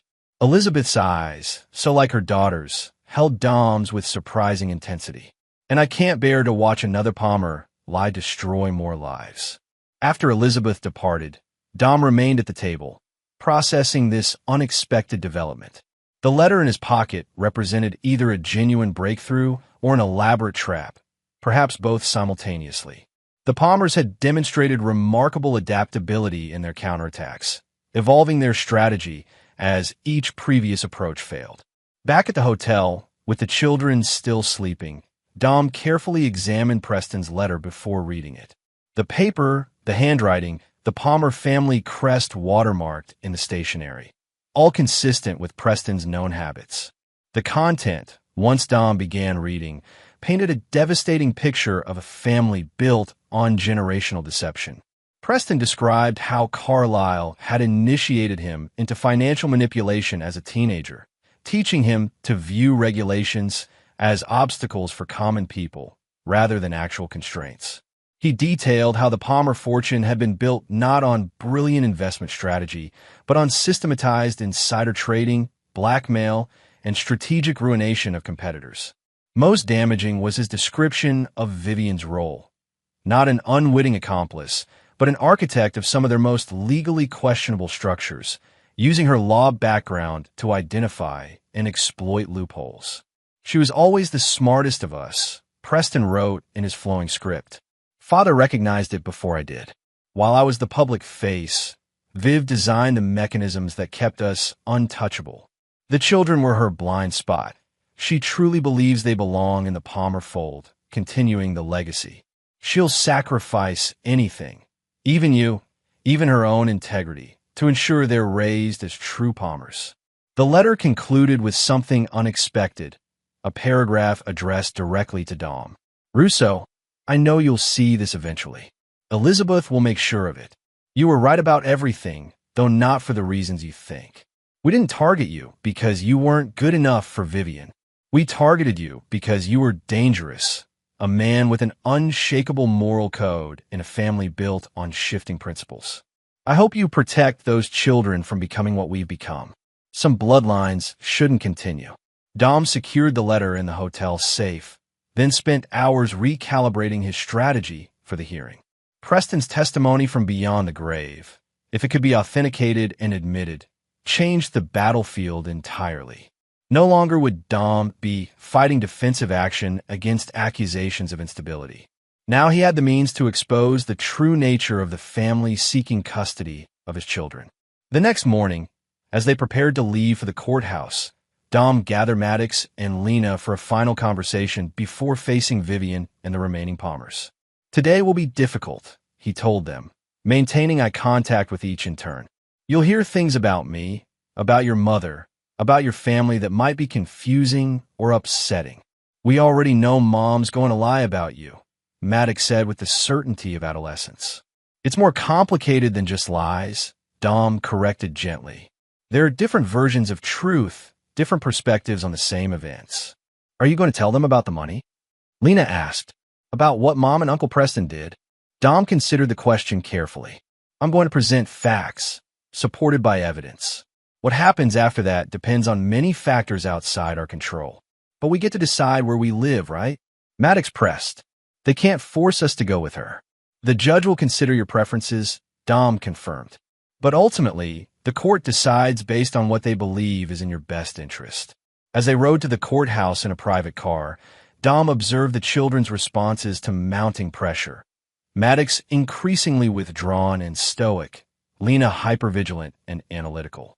Different coping mechanisms, but both demonstrating resilience that filled him with pride, tinged with regret. They shouldn't have to navigate this complex adult battlefield, shouldn't have to choose between parents or assess competing truths. At the courthouse, they were immediately separated, the children taken to meet with their independent advocates. Dom escorted to a conference room where Leona waited with their legal team. The hearing itself would be closed, the records sealed to protect the children's privacy, but news cameras clustered outside the building suggested the case had attracted significant media attention. Vivian arrived 20 minutes ago, Leona reported. With Elizabeth, surprisingly. No sign of Carlisle. Presumably he's still hospitalized. Dom nodded, processing this information. Elizabeth gave me something last night that changes our approach. He briefed Leona on Preston's real suicide note. watching her expression shift from skepticism to calculated assessment. If authenticated, this is game-changing, she acknowledged, but also risky. Introducing it without warning could appear tactical rather than truthful. That's why I want you to provide copies to Vivian's attorneys before the hearing, Dom decided. No ambushes. Let them know we're prepared to submit it for forensic analysis to confirm authenticity. As Leona departed to implement this strategy, Dom prepared himself mentally for the confrontation to come. He would see Vivian for the first time in over a year, the woman who had shared his bed, borne his children, and systematically betrayed everything they had built together. The tactical operator in him viewed her as an adversary to be countered. The husband who had once loved her experienced more complex emotions. When they finally entered the courtroom, Dom maintained his focus on the judge, a stern-faced woman in her 60s with a reputation for prioritizing children's welfare over parental preferences. He deliberately avoided looking at Vivian until the proceedings formally began, denying her the opportunity to gauge his emotional state. When he finally allowed himself to look at his estranged wife, Dom was struck by how little she had changed physically while seeming fundamentally transformed. The same elegant features, the same poised posture, but her eyes held a calculation that he now recognized had always been there, merely concealed behind affection he had mistaken for genuine. The hearing proceeded with structured formality. Vivian's attorneys presented their case first, a carefully constructed narrative of a devoted mother separated from her children by an increasingly paranoid husband suffering from undiagnosed post-traumatic stress. They introduced affidavits from colleagues describing Dom's obsessive security measures and disproportionate responses to perceived threats. They presented financial experts questioning the legitimacy of Dom's business dealings, suggesting his accusations against the Palmers were projections of his own financial improprieties. Throughout this presentation, Dom maintained neutral composure, neither reacting defensively nor displaying the anger that might reinforce their narrative. When his own legal team's turn came, they methodically dismantled each accusation with documented evidence. Military psychological evaluations showing Dom had successfully completed PTSD treatment years before, financial audits confirming the legitimacy of his business operations, testimony from clients praising his professional judgment. Then came the pivot point, Preston's letter. When introduced into evidence, it created the exact disruption Dom had anticipated. Vivian's controlled facade cracked momentarily, her eyes darting to her mother with a mixture of shock and accusation. Elizabeth, seated behind the attorneys, maintained regal composure, her expression revealing nothing. The judge called a recess to review the new evidence, leaving the parties to marinate in the shifting dynamics. Dom, rather than engaging with Vivian directly, focused on reassuring the children, who had been brought in for brief testimony before being escorted back to their advocates. When proceedings resumed, the atmosphere had fundamentally changed. The judge, after reviewing Preston's letter and hearing arguments regarding its authenticity, ordered a comprehensive investigation into its claims before making any custody determination. In the interim, she maintained the status quo. Dom would retain primary custody, with Vivian granted supervised visitation. As they prepared to leave the courtroom, Vivian finally approached Dom directly, her voice low and tight with controlled fury. "You think you've won," she said, maintaining a smile for any observing eyes. "But you have no idea what you've started." Dom met her gaze without hostility. "This isn't about winning, Vivian. It's about truth." "Truth?" She nearly laughed. "You disappeared for months, took our children to the wilderness, and systematically destroyed my family's reputation. And you talk about truth?" "I learned from the best," Dom replied quietly. "Isn't that what Preston's letter revealed? The systematic Palmer approach to removing obstacles." Something flashed in Vivian's eyes. Not guilt or shame, but a cold recognition. "Those children are Palmer's too, Dom. No matter how far you take them, no matter what stories you tell them about me, they carry our blood. Remember that." As she turned to leave, Dom spoke one final time. "Blood isn't destiny, Viv. Choices." Outside the courthouse, as they navigated through reporters to their waiting car, Dom maintained a protective formation around the children, shielding them from cameras and questions. Only when they were safely inside the vehicle did he allow himself to process what had transpired. Not a conclusive victory, but a significant shift in momentum. The judge's investigation into Preston's claims would expose exactly what Dom had been working toward for over a year: the systematic dismantling of the Palmer family's carefully constructed facade. The financial empire built on manipulation. The social standing maintained through strategic relationships rather than actual integrity. The generational pattern of viewing rules as applicable to others but not themselves. As they drove away from the courthouse, Maddox broke the silence. "Mom looked different." "People change," Dom said simply. "Sometimes from the inside out." "Is Grandpa really dying?" Lena asked, having overheard discussions of Carlisle's condition. "It seems so," Dom confirmed, seeing no benefit in shielding them from this reality. "Are we going back to Montana now?" Maddox's question contained equal parts hope and wariness. Dom considered their position carefully. The hearing had gone as well as could be expected, but Vivian's parting words contained a threat he couldn't dismiss. The Palmer resources might be diminished, but were far from exhausted.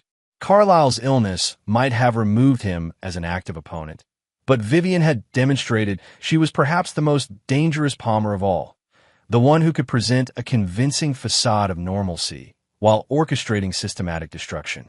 Not immediately, he decided. We have some things to finish here first. What Dom didn't share with the children was his recognition that they had reached a critical juncture. The systematic dismantling of the Palmer Empire was proceeding according to plan, but now faced an unexpected variable. Vivian operating without the constraints of either her father's caution or her brother's impulsivity. She was, as Preston had written, the smartest of the Palmers, and now she was focused entirely on reclaiming her children and rebuilding what Dom had destroyed. The end game was approaching, but not in the form Dom had originally anticipated. What had begun as calculated retribution had evolved into something more complex. A battle not just for justice or even custody, but for the very narrative that would shape his children's understanding of family, loyalty, and truth. As they returned to the hotel, Dom initiated the next phase of his contingency planning. Not a retreat, but a strategic repositioning. The final confrontation with what remained of the Palmer dynasty wouldn't be in courtrooms or financial institutions, but in the arena Vivian understood best, the court of public opinion and social perception. For that battlefield, Dom had been preparing longer than anyone realized. Chapter 7. Unmasking. The weeks following the courtroom confrontation unfolded like a strategic chess match, with Dom and Vivian making calculated moves while the Palmer family legacy continued its public disintegration. Carlisle Palmer, patriarch and architect of the family's fortunes, died quietly in his sleep 3 days after the hearing, a development that accelerated both the legal proceedings and Vivian's increasingly desperate countermeasures. For Dom, Carlisle's death represented both tactical advantage and unexpected complexity. The elder Palmer had been a formidable opponent, but also a predictable one. His strategies, rooted in old-world power dynamics Dom had studied extensively. Vivian, now effectively the head of what remained of the Palmer dynasty, operated with a modern flexibility that required constant vigilance. She's liquidating assets faster than our monitoring can track, Leona reported during one of their secure briefings. Converting to cryptocurrency, routing through entities established in the past 6 months. She's preparing for something. Dom had anticipated this. The judge's investigation into Preston's claims is gaining traction. She's insulating whatever resources she can before the hammer falls. It's more than that, Leona countered, sliding a tablet across the table. Look at these property acquisitions, all within a 100-mile radius of your Montana ranch, all through different shell companies, but following the same formation pattern. Dom studied the information, recognizing the implication immediately. She's establishing operational proximity. Exactly. Leona's expression reflected professional concern rather than personal alarm. Not for a legal challenge, but for something else. Something requiring physical presence. Dom had maintained the children in New York following the hearing, ostensibly to facilitate the court-ordered psychological evaluations and to allow the supervised visitation with Vivian the judge had mandated. The real reason was strategic, keeping them in an environment where security could be tightly controlled, where Dom's contacts could monitor all approaches. The first visitation with Vivian had been stilted, conducted in a neutral facility with court-appointed observers present. Maddox had maintained rigid formality throughout, answering direct questions but volunteering nothing. Lena, despite her initial determination to remain equally distant, had slowly engaged with her mother over the course of the 2-hour session. Not with warmth, but with careful assessment that reminded Dom painfully of his own interrogation techniques. She kept asking about Montana, Lena reported afterward as they drove back to the hotel. Not directly, but like, what we did there were exactly it was stuff about the house. Intelligence gathering, Dom explained, careful to maintain a neutral tone despite his internal alerts. It's natural she'd be curious about where you've been living. It didn't feel natural, Maddox interjected from the back seat. It felt like she was checking off boxes on a list, making sure we weren't, like, living in a bunker with guns, or whatever she told the judge. Dom recognized the tactical acuity in his son's assessment. Vivian was collecting information not just out of maternal concern, but for operational planning. The property acquisitions Leona had identified suddenly took on greater significance in this context. That night, after the children were asleep, Dom initiated the next phase of his contingency planning. Using secure communications, he contacted Raul to activate preparations at 3 separate locations, none of them the Montana ranch. If Vivian was establishing operational presence near the ranch, Dom would ensure neither he nor the children were anywhere near her sphere of influence when she made her move. The court-ordered psychological evaluations proceeded over the following days, with both Dom and the children meeting separately with experts appointed to assess their mental and emotional well-being. Dom navigated these sessions with the same discipline he'd applied in military psychological screenings, truthful but measured, revealing enough to establish credibility while maintaining appropriate boundaries. When the preliminary findings were submitted to the court, they largely validated Dom's position. The children were well-adjusted despite their unusual circumstances, showing no signs of the psychological distress or manipulation Vivian's attorneys had alleged. Dom himself was deemed to have appropriate psychological function with expected adaptive responses to perceived threats to family security. This professional validation should have represented a significant victory. Instead, it triggered Vivian's most aggressive countermove yet. The morning after the evaluation findings were filed, Dom's security protocols alerted him to unusual online activity, a coordinated release of information across multiple platforms simultaneously. News sites, social media channels, and legal blogs all carried variations of the same story. Palmer widow releases evidence of ex-military husband's dangerous paranoia. The material Vivian had released was calculated for maximum damage. Selected fragments of Dom's private journals from his early post-military years, sections of security planning documents from his consulting business, and most damaging, edited recordings of conversations with the children discussing escape protocols and security measures at the Montana ranch. Presented without context, curated to support a specific narrative, the materials painted a picture of a man obsessed with perceived threats and conspiracies, imposing quasi-military discipline on children too young to resist. What the releases carefully omitted was the professional context of the security documents, the therapeutic purpose of the journals, and the full conversations with the children that would have revealed their understanding and participation in what were essentially advanced safety protocols. She's playing to public perception now, Leona observed as they reviewed the damage assessment in their secure office, creating a narrative that will influence the judge regardless of the professional evaluations. Using the children as props, Dom added, his voice containing a controlled edge that those who knew him recognized as profound anger. Those recordings were made during legitimate safety drills after we received specific threats. The most concerning aspect wasn't the public relations damage.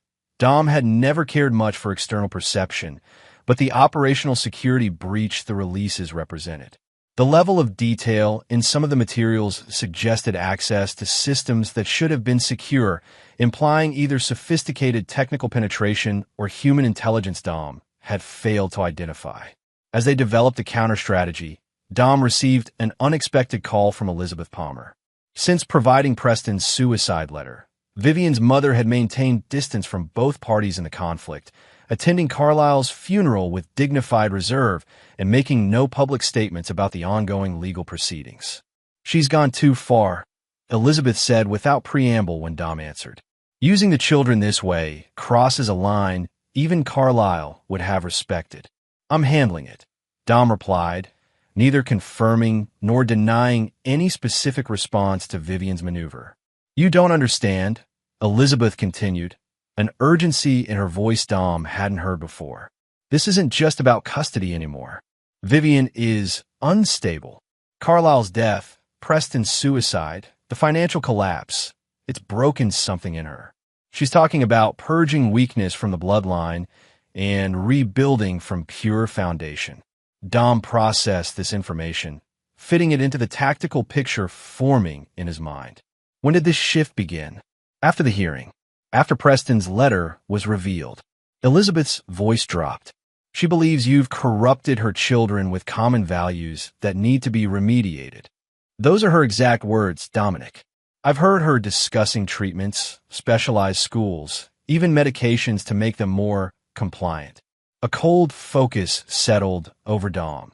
The same clarity he had experienced in combat situations when objectives suddenly became crystalline in their simplicity.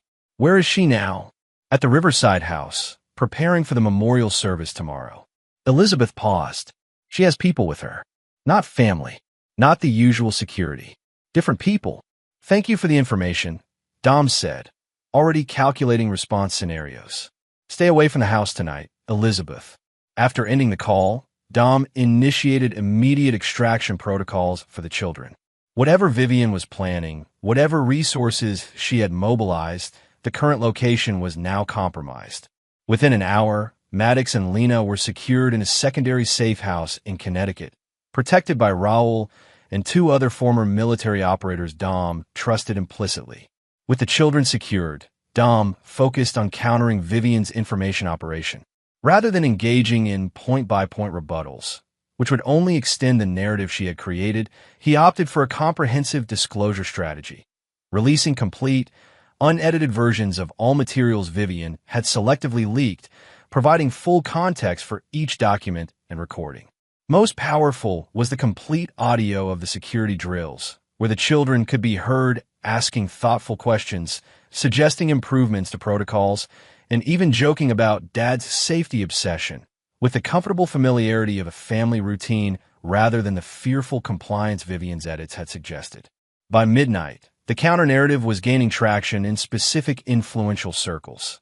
Legal commentators noting the manipulative editing of the original releases, security professionals validating the legitimacy of Dom's protocols, child development experts observing the healthy parent-child dynamics evident in the complete recordings. But Dom recognized this information battle was merely a distraction from Vivian's true objective. Elizabeth's warning about people with her, not the usual security, aligned too perfectly with the property acquisitions near the Montana ranch. Vivian wasn't just fighting a public relations war. She was preparing for an operation. The realization crystallized Dom's next move. Instead of continuing to react defensively, he would force Vivian to reveal her hand by presenting a target too tempting to ignore. "I need to go to Montana," he informed Leona. "Alone. Make sure it's known that I'm heading there to secure additional documentation for the court." Leona studied him with a shrewd assessment of someone who recognized a tactical play. "You're setting yourself up as bait. I'm creating a scenario where Vivian's true intentions will become undeniable to the court," Dom corrected. "If she's planning what I think she is, this ends now." "And if you're wrong?" Leona challenged. "If this is exactly what she wants you to do, then I'll adapt accordingly," Dom replied with the confidence of a man who had navigated far more dangerous scenarios. "But I'm not wrong. Vivian has always had one consistent weakness. She believes her intelligence makes her unpredictable." The next morning, Dom boarded a commercial flight to Montana, making no effort to conceal his travel plans. Through carefully placed information, he ensured Vivian's network would be aware that he was traveling without the children, that he planned to spend only 48 hours at the ranch retrieving materials for the ongoing court case. What wasn't shared through these channels was the extensive preparation Dom had implemented at the ranch during the previous week. Security upgrades, surveillance systems, and contingency measures that transformed the property from a family residence to an operational environment designed specifically to document whatever Vivian was planning. The ranch appeared exactly as they had left it months earlier, a deliberate preservation that would make it difficult for anyone to determine whether the property was regularly occupied. Dom maintained normal activity patterns for the first 24 hours, providing predictable behavioral data for anyone conducting surveillance. On the second night, the perimeter sensors activated shortly after midnight. 3 vehicles approaching from different access points, coordinating their movements. Not Vivian's usual security detail, as Elizabeth had warned, but a different caliber of operator altogether. Dom, already positioned in a concealed observation post 200 yards from the main house, watched through military-grade night vision as the team established a perimeter, communicated through hand signals, and began a systematic approach to the house. Their movements were disciplined, their equipment non-standard. Not law enforcement, not military, but private operators with extensive training. When they breached the house, Dom activated the interior surveillance system remotely, capturing every movement as the team searched room by room with efficient thoroughness. Their communications, intercepted through the house's security system, confirmed what Dom had suspected. Eagle's Nest clear. No sign of primary or secondary targets. Package 1 not on site. Proceed to contingency. Negative. Hold position. Falcon approaching. Dom recognized the structure immediately. An extraction operation using standard call signs for targets. Primary and secondary targets would be the children. Eagle's Nest was clearly the house. And Falcon, that would be Vivian herself, arriving to confirm the situation before proceeding to whatever contingency plan they had prepared. When a 4th vehicle arrived 30 minutes later, Dom wasn't surprised to see Vivian emerge, dressed in practical dark clothing rather than her usual elegant attire. She entered the house with the confidence of someone who believed herself in complete control of the situation, unaware that every movement was being recorded from multiple angles, every word captured by systems designed for precisely this scenario. Inside, Vivian conducted her own inspection of the house, paying particular attention to the children's rooms, examining personal items with a coldness that contradicted her public persona of the desperate mother seeking reunion with her beloved children. No recent occupation, she said to the team leader who accompanied her. But they've been stockpiling here, medications, preserved food, emergency supplies in the basement. Consistent with the psychological profile, the man agreed, preparing for extended isolation. Where would he take them next? Vivian moved to Dom's office, accessing his computer with a password that should have been unknown to her, revealing another security breach Dom had suspected but not confirmed until this moment. He has property in Idaho, she said, navigating through files Dom had deliberately left accessible. A cabin near the Bitterroot Mountains, completely off-grid. That's most likely where they'd go if they felt compromised here. Timeline for extraction? The team leader asked, his tone suggesting this was an operation that had been extensively planned. 24 hours, Vivian decided. Let the court proceedings continue as scheduled. Once we have the children secured at the wellness facility, the legal questions become irrelevant. The treatment team will document whatever psychological conditions we need to justify emergency intervention. And the father? The question hung in the air, laden with implications. Vivian's expression hardened into something unrecognizable to anyone who knew only her public face. Non-essential to the operation. If he interferes, handle it appropriately. The children are what matter. The Palmer bloodline continues through them. Dom had heard enough. The surveillance was capturing everything, creating an unimpeachable record of conspiracy that no court could ignore. Vivian had moved beyond legal maneuvering into something far darker, planning what amounted to kidnapping under the guise of medical intervention, with a casual disregard for Dom's continued existence that suggested outcomes he had anticipated but hoped wouldn't materialize. He maintained his position as the team completed their reconnaissance of the property, establishing surveillance points and discussing extraction routes. Only after they departed, Vivian with them, did Dom return to the house to retrieve the surveillance recordings and initiate the final phase of his response. By morning, the evidence was secured and transmitted to multiple redundant locations, ensuring no single point of failure could prevent its eventual disclosure. Dom then contacted Leona, briefing her on the developments and instructing her to prepare emergency filings with the court.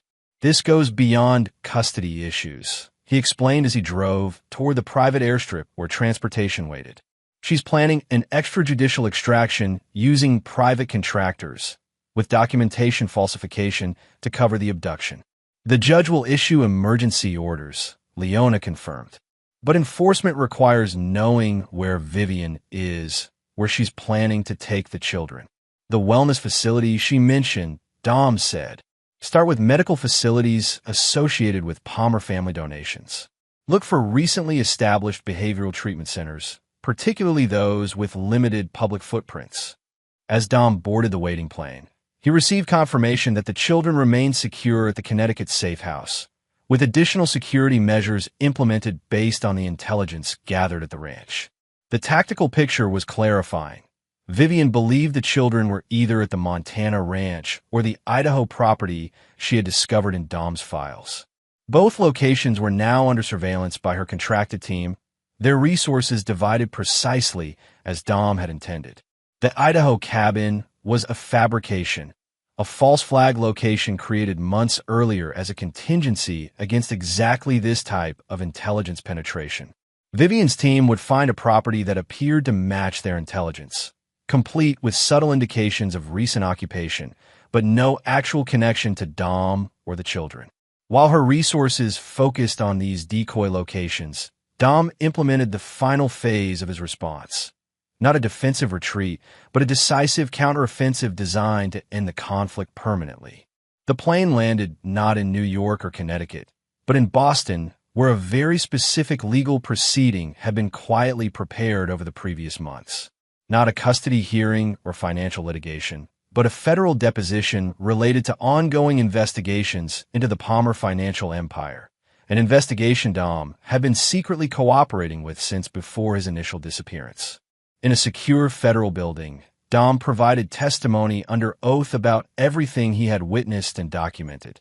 The systematic financial crimes, the manipulation of accounts, the pressure tactics applied to critics and whistleblowers. Most crucially, he supplied the unedited surveillance footage from the previous night, showing Vivian planning what amounted to criminal conspiracy. By the time Vivian realized her tactical error, dividing her resources between decoy locations while the real action unfolded in an entirely different arena, federal agents were already executing search warrants at the wellness facility she had prepared for the children's treatment. What they discovered there transformed the narrative completely. A private medical facility staffed by practitioners with questionable credentials, documentation prepared for behavioral modification protocols that bordered on abusive and, most damning, medication regimens prepared specifically for Maddox and Lena that included powerful psychotropic drugs with no legitimate therapeutic purpose for children their age. The evidence was irrefutable, the legal consequences immediate. Vivian Palmer was taken into federal custody not for financial crimes or custody violations, but for conspiracy to commit multiple felonies against her own children. The private contractors she had hired scattered at the first sign of federal involvement, but their identities, meticulously documented through Dom surveillance, ensured most would eventually face their own legal consequences. For Dom, watching the collapse of Vivian's final desperate gambit brought not satisfaction, but a weary relief. The children were safe. The threat was neutralized. The battle that had consumed nearly 2 years of their lives was effectively over. When he finally returned to the safe house in Connecticut, Dom found Maddox and Lena waiting with a resilience that both inspired and saddened him. Children who had been forced to develop adult awareness far too early, who understood concepts of security and betrayal no child should comprehend. "Is it really over?" Lena asked as they sat together in the safe house living room. The perimeter secured by Raul's team, while federal marshals established additional protection nearby. "The immediate threat is," Dom confirmed, maintaining his policy of age-appropriate honesty. "Your mother is in custody. The people she hired have dispersed. The legal system is now fully engaged with all the evidence." "Will she go to prison?" Maddox's question contained complex emotions: concern, anger, a son's instinctive protectiveness despite everything that had happened. "That's likely," Dom acknowledged. "The evidence is substantial, and not just about what she planned for you both. The financial crimes alone carry significant penalties. What happens to us now?" Lena asked the question that mattered most: the future beyond the immediate tactical situation. Dom took a moment before answering, recognizing the weight of this transition point. They had been operating in crisis mode for so long that the prospect of normal life seemed almost foreign. "Now we rebuild," he said finally. "Not in Montana. That chapter is closed. Somewhere new, where we can establish ourselves without the shadow of the past hanging over us. Just the three of us," Maddox clarified, something vulnerable beneath his teenage attempt at casual inquiry. "Just us," Dom confirmed. "Family. The real kind, built on trust and truth, not bloodlines and obligations." As night fell over the safe house, Dom watched his children sleep with a hypervigilance that had become second nature, alert to threats, but also to the subtle indicators of their emotional state. Maddox's posture had relaxed for the first time in months, his usual defensive tension eased by the knowledge that the immediate danger had passed. Lena, always the more overtly sensitive of the two, had fallen asleep clutching the childhood stuffed animal she had pretended to outgrow years earlier, but had insisted on bringing to each safe location. In the quiet darkness, Dom allowed himself to process what they had all endured, not just the tactical challenges and security threats, but the profound betrayal at the heart of it all. Vivian had not merely violated their marriage vows or financial trust. She had been willing to sacrifice their children's well-being to preserve a corrupt family legacy. The Palmer definition of family, bloodlines and appearances, power and position, had ultimately revealed itself as hollow, destructive, and fundamentally unsustainable. The path forward would not be simple. The children would need support processing their mother's betrayal and eventual imprisonment. There would be ongoing legal proceedings, financial matters to resolve, new identities to establish in whatever community they chose to build their future. But for the first time since discovering Vivian's betrayal, Dom felt something like peace, not the absence of vigilance, but the presence of certainty. The immediate battle was won. Now came the longer war of rebuilding. Chapter 8. Scorched Earth. 6 months after Vivian's arrest, the Palmer legacy existed only in financial forensic reports and criminal case files.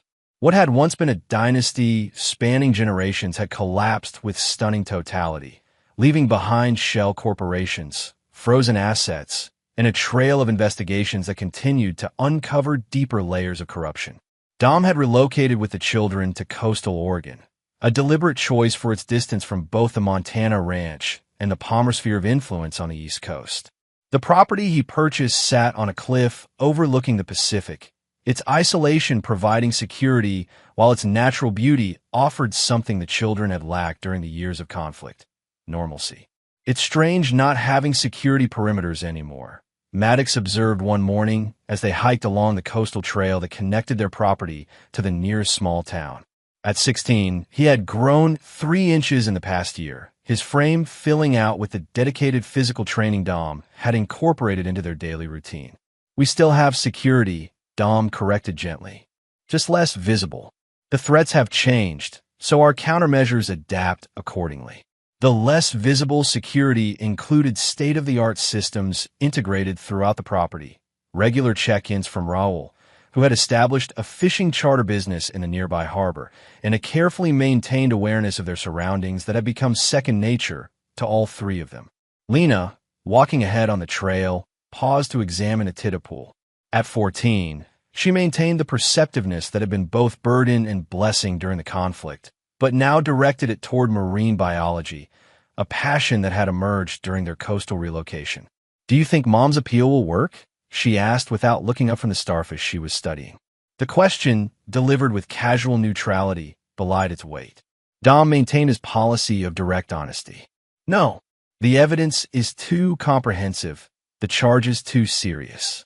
The best outcome she can hope for is reduced sentencing in exchange for continued cooperation against remaining Palmer associates." Vivian's trial had concluded 3 months earlier with a 20-year sentence for crimes including conspiracy, fraud, and child endangerment.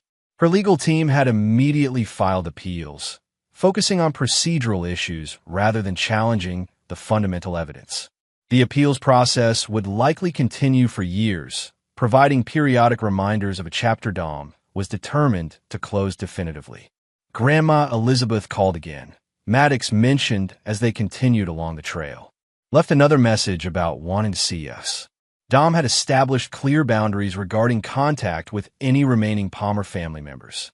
Elizabeth, having cooperated with authorities and provided key testimony against both Carlisle and Vivian, had been spared prosecution but remained a complex figure in the family narrative, not directly responsible for the worst actions, but complicit through decades of silence.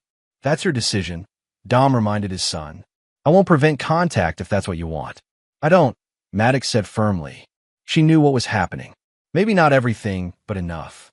She only helped when it benefited her. Dom nodded, neither encouraging nor discouraging this assessment. The children's relationship with their maternal family was one area where he was determined to allow them complete agency, offering perspective when asked but never directing their conclusions. Back at the house, Dom received an update from Leona that would significantly impact their ongoing transition. The federal asset forfeiture process had concluded for the majority of Palmer holdings, with the court ruling that certain trusts, specifically those established for Maddox and Lena's education and future security, would be excluded from seizure based on Dom's documented non-involvement in the financial crimes. "It's substantial," Leona explained during their secure call. "Not the full Palmer fortune, obviously, but enough to ensure the children will never have financial concerns. College, graduate school, whatever path they choose. Clean money," Dom verified, unwilling to accept any resources tainted by the corruption he had spent years exposing. "Completely." The forensic accountants traced every dollar. These particular trusts were established with legitimate business proceeds, properly taxed and documented. Carlisle apparently maintained certain segments of the family fortune with absolute legitimacy, perhaps as insurance against exactly this scenario. The irony wasn't lost on Dom. Carlisle's paranoid contingency planning, intended to preserve some portion of the Palmer legacy against catastrophe, would now fund the futures of children being raised explicitly to reject Palmer values. That evening, as they prepared dinner together, a family ritual established in their new home, Dom shared the financial update with the children. Their reactions reflected how much they had matured through adversity. Not excitement about wealth, but thoughtful consideration of responsibility. "Does this mean we're Palmers again?" Lena asked, the question cutting to the heart of identity issues she had been processing with the therapist Dom had arranged for both children. "You've always been yourselves," Dom corrected. "Palmer's just a name. What matters is the values you choose to embody." "I don't want anything from them," Maddox declared, his stance on the Palmer connection consistently harder than his sister's. "They can keep their money." "It's not about them," Dom explained. "This is money that would have been yours regardless, trusts established for your future. Accepting it doesn't mean accepting their values or actions." Later that night, after reviewing security protocols and checking the property perimeter, habits Dom maintained despite the reduced threat level, he sat alone on the cliffside deck, watching moonlight reflect off the Pacific. The past 2 years had transformed him in ways he was only beginning to recognize. The military discipline that had always been his foundation remained, but tempered now with a perspective forged through protecting what mattered most when all institutional supports had failed. His secure phone buzzed with a message from an anonymous number, a channel established for specific intelligence sources who preferred to remain unidentified even to him. Federal investigation expanding to Palmer political connections. Names emerging include 3 senators, 2 governors. Prepare for renewed media interest. Dom acknowledged the message with a predetermined code, then sat with the implications. The Palmer collapse was proving to be merely the visible portion of a much larger corruption network, exactly as he had anticipated when initiating his systematic exposure of their activities. The ripple effects would continue for years, potentially reaching the highest levels of power. For Dom personally, this escalation meant reevaluating security protocols and preparing the children for another wave of public attention.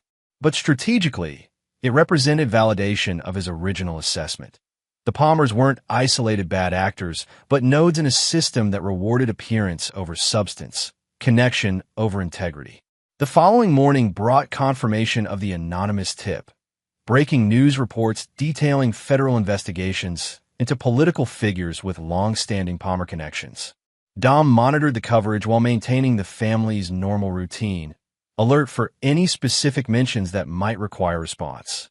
When the children left for their respective activities, Maddox for a local martial arts program Dom had carefully vetted, Lena for a marine biology workshop at the Coastal Research Center. He received an unexpected communication from a former military colleague, now working in federal law enforcement. "They're coming after you next," the message warned. "Not legally. They can't touch you there. But reputation, narrative control. Be prepared for engineered leaks about your military service, specifically Kandahar. They're trying to reframe everything as PTSD-driven paranoia." Dom had anticipated this counterattack, though not its specific focus. His service record contained classified operations that, selectively presented without context, could feed the narrative Vivian had attempted to establish before her arrest. Not illegal actions, but the kind of morally complex decisions required in combat zones where standard rules rarely applied. Rather than retreat into defensive posture, Dom decided on preemptive action.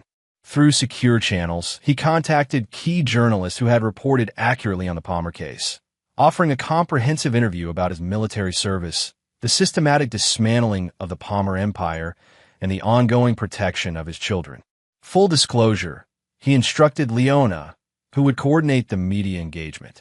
No redactions, no spin. Just complete context for whatever they're planning to leak. The interview, conducted at a neutral location without the children present, became a turning point in the public narrative.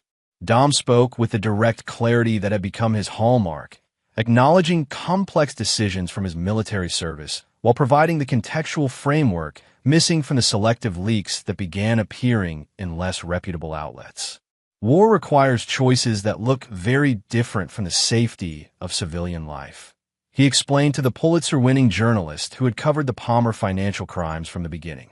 "I've never claimed perfect judgment in every situation.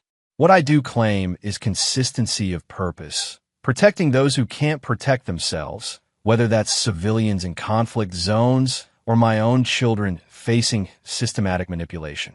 When asked about Vivian specifically, Dom's response reflected neither vindictiveness nor forgiveness.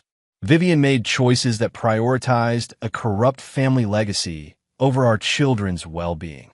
The consequences she's facing are the direct result of those choices, not any action I took against her personally. I didn't destroy the Palmer empire. I simply exposed its true nature and allowed the legal system to function as intended. The interview, published simultaneously across multiple platforms, effectively neutralized the attempted character assassination. More significantly, it shifted public perception of the entire Palmer case from a personal family drama to what it truly represented: the exposure of systemic corruption that had operated unchecked for generations. As public attention intensified around the political dimensions of the Palmer connections, Dom maintained rigorous focus on the family's security and stability.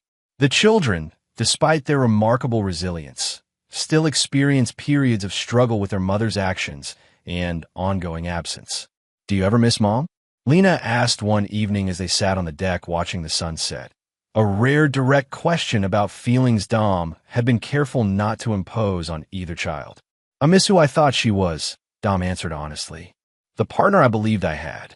But that person never truly existed, She was a projection of what Vivian wanted me to see. Do you hate her? Lena pressed, her perceptiveness zeroing in on the emotional core Dom rarely exposed. Dom considered the question carefully. Hate requires emotional investment I'm not willing to make.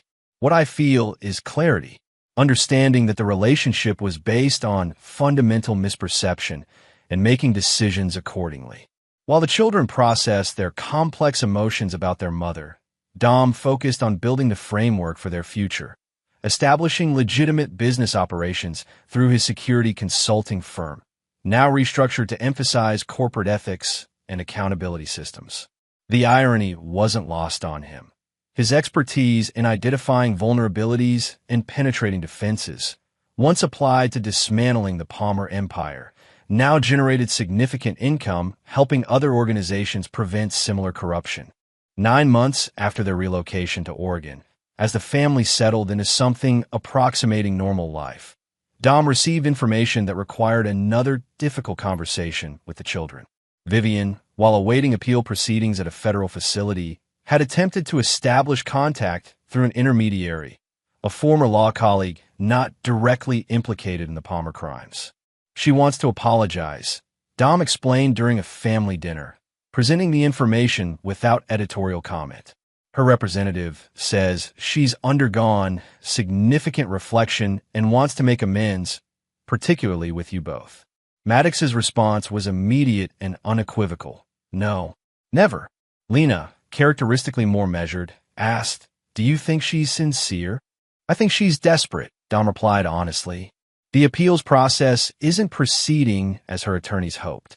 This may be tactical rather than genuine, an attempt to demonstrate remorse that could influence sentencing reviews. Or maybe she really is sorry, Lena suggested, her capacity for empathy sometimes concerning Dom with its potential for exploitation. That's possible, Dom acknowledged. People sometimes achieve genuine insight through consequences. But intention matters less than impact in this situation.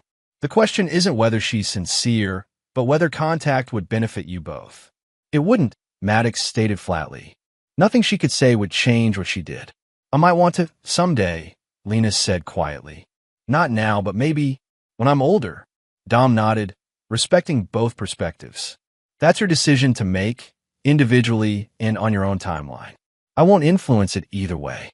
This measured approach to the children's relationship with their mother reflected Dom's evolved understanding of his role, not to direct their emotional responses, but to provide the security and stability they needed to develop their own authentic perspectives.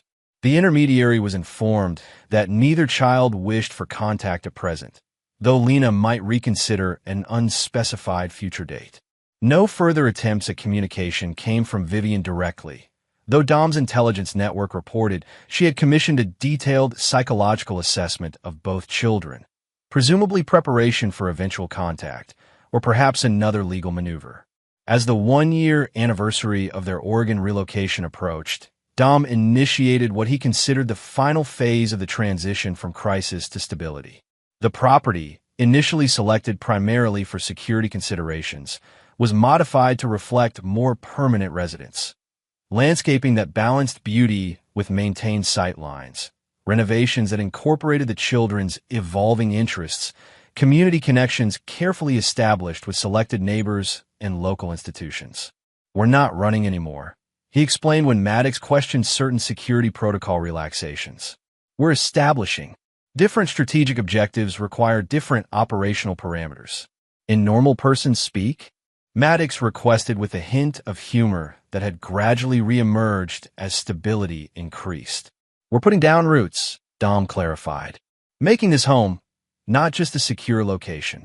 The process wasn't without challenges. Both children experienced adjustment difficulties in their new school, their unusual background and hypervigilant tendencies sometimes creating social barriers. Dom addressed these issues with characteristic directness, arranging appropriate support resources while maintaining clear expectations for resilience.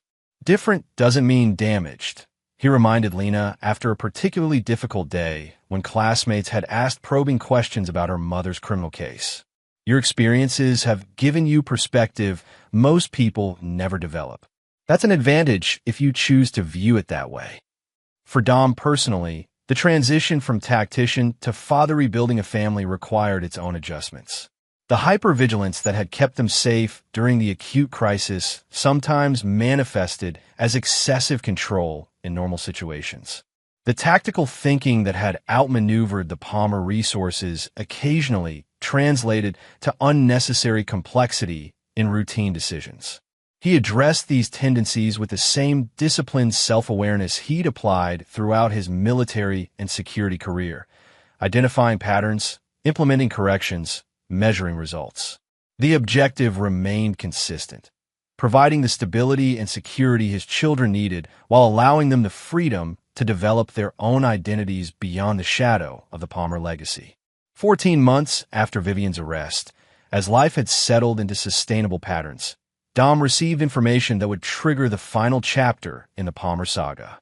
Through his intelligence network, he learned that Elizabeth Palmer had retained investigators to locate certain financial documentation believed lost in the chaos of the family's collapse. Specifically, records related to offshore holdings Carlyle had established decades earlier. The timing suggested coordination with Vivian's legal team, possibly preparation for new appeals based on previously undisclosed financial information. Dom's sources indicated Elizabeth had discovered the existence of a safety deposit box in Zurich, accessible only to Palmer family members, that potentially contained the documentation she sought. For Dom, this development represented not a direct threat, but a potential disruption to the stability he had established. If previously hidden Palmer assets emerged, the legal proceedings could extend indefinitely. Keeping the children tethered to the past he was determined they should transcend. After careful consideration, Dom decided on a final definitive action to close this chapter permanently. Using contacts established during his security consulting career, he arranged a brief, untracked trip to Switzerland, informing the children he needed to address international business matters that couldn't be handled remotely. In Zurich, Dom leveraged identification methods developed during his intelligence-gathering operations against the Palmer Empire to access the safety deposit box Elizabeth had identified. Inside, he found exactly what his sources had suggested: documentation for financial structures established by Carlyle decades earlier, designed to remain undetectable even to experienced forensic accountants. The assets represented were substantial, not the billions of the known Palmer holdings, but significant enough to potentially fund a multi-generational restoration of Palmer influence if properly leveraged. More concerning was the evidence of political connections even deeper than those already exposed, relationships that, if publicly revealed, would destabilize institutions beyond just the financial sector. Dom faced a decision point that would define the final resolution of the Palmer legacy. The tactical operator in him recognized the potential value of this information, both as leverage and as insurance against future threats. The father in him understood that true closure required not just winning the immediate battle, but preventing future wars.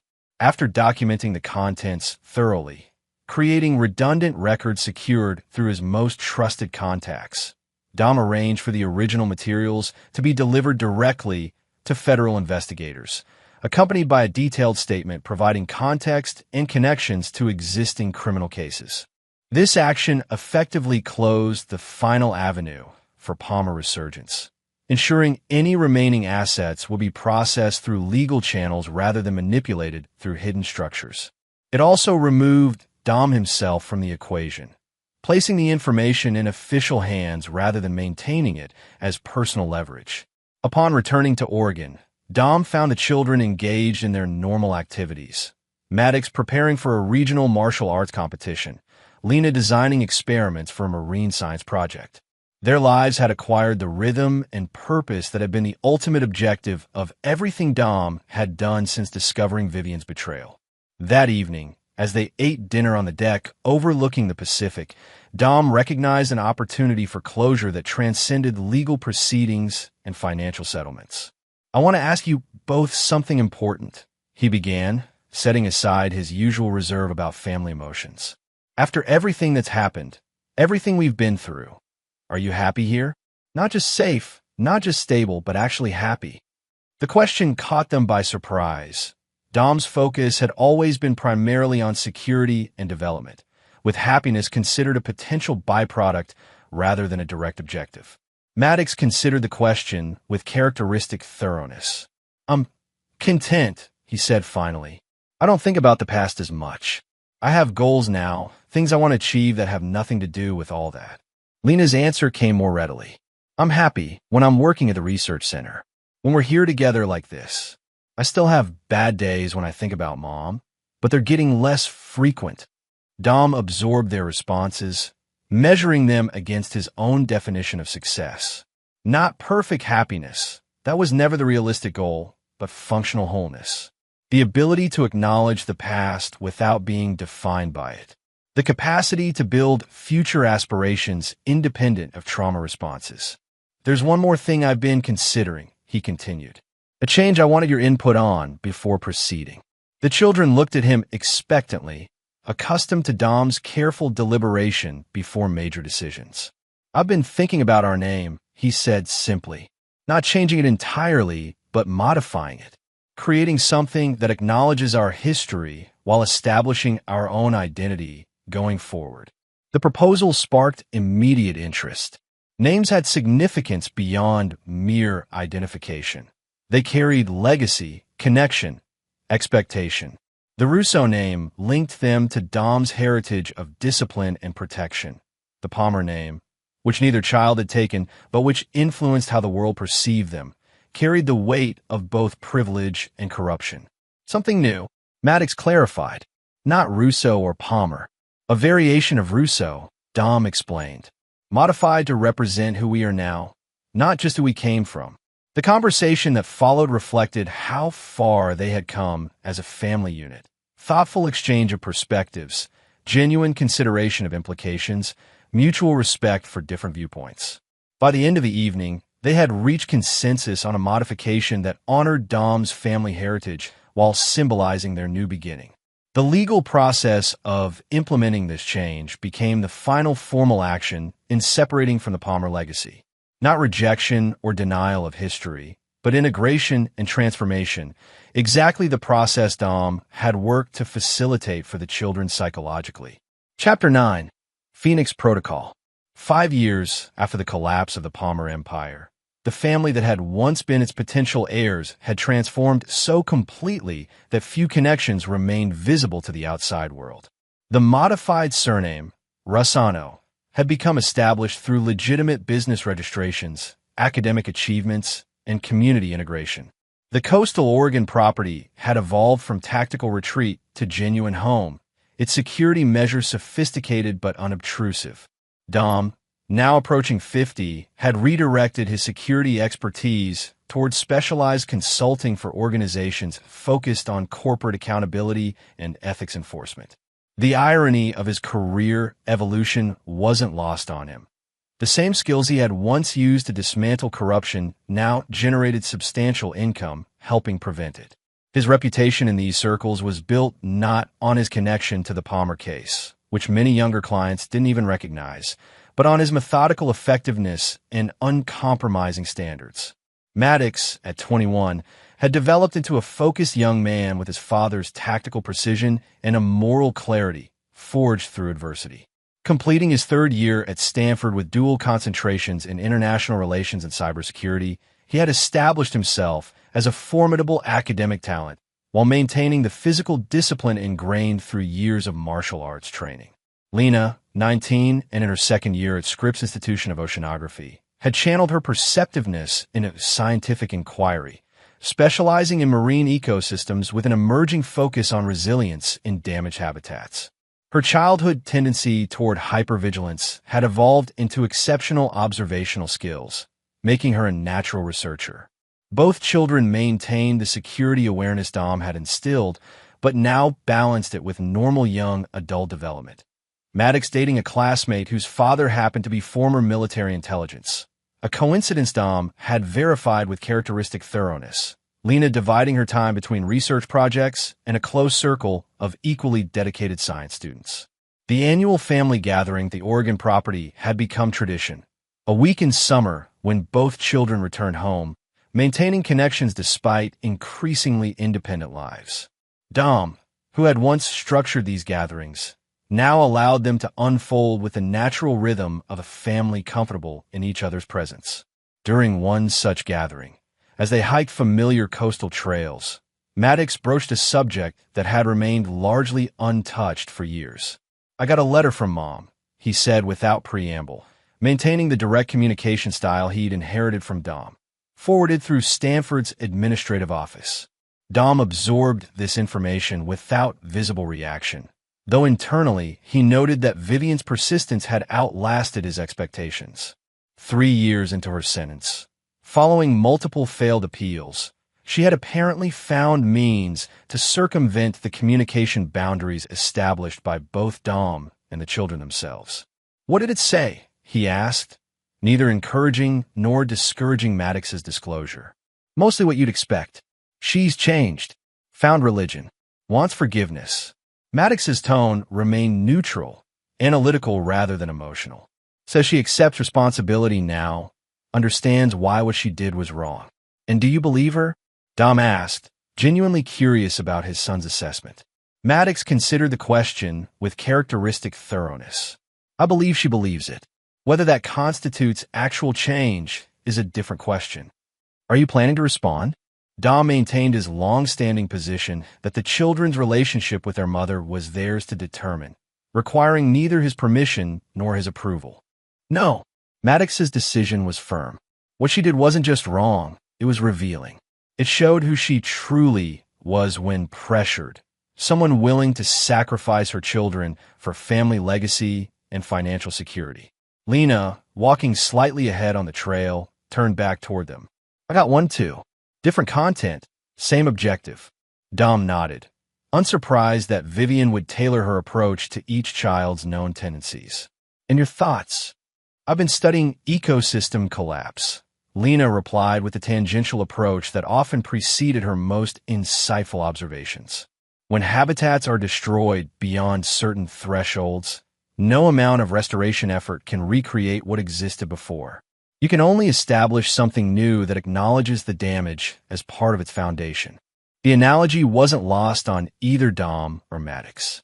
Vivian's actions had crossed thresholds that made traditional restoration of relationship impossible.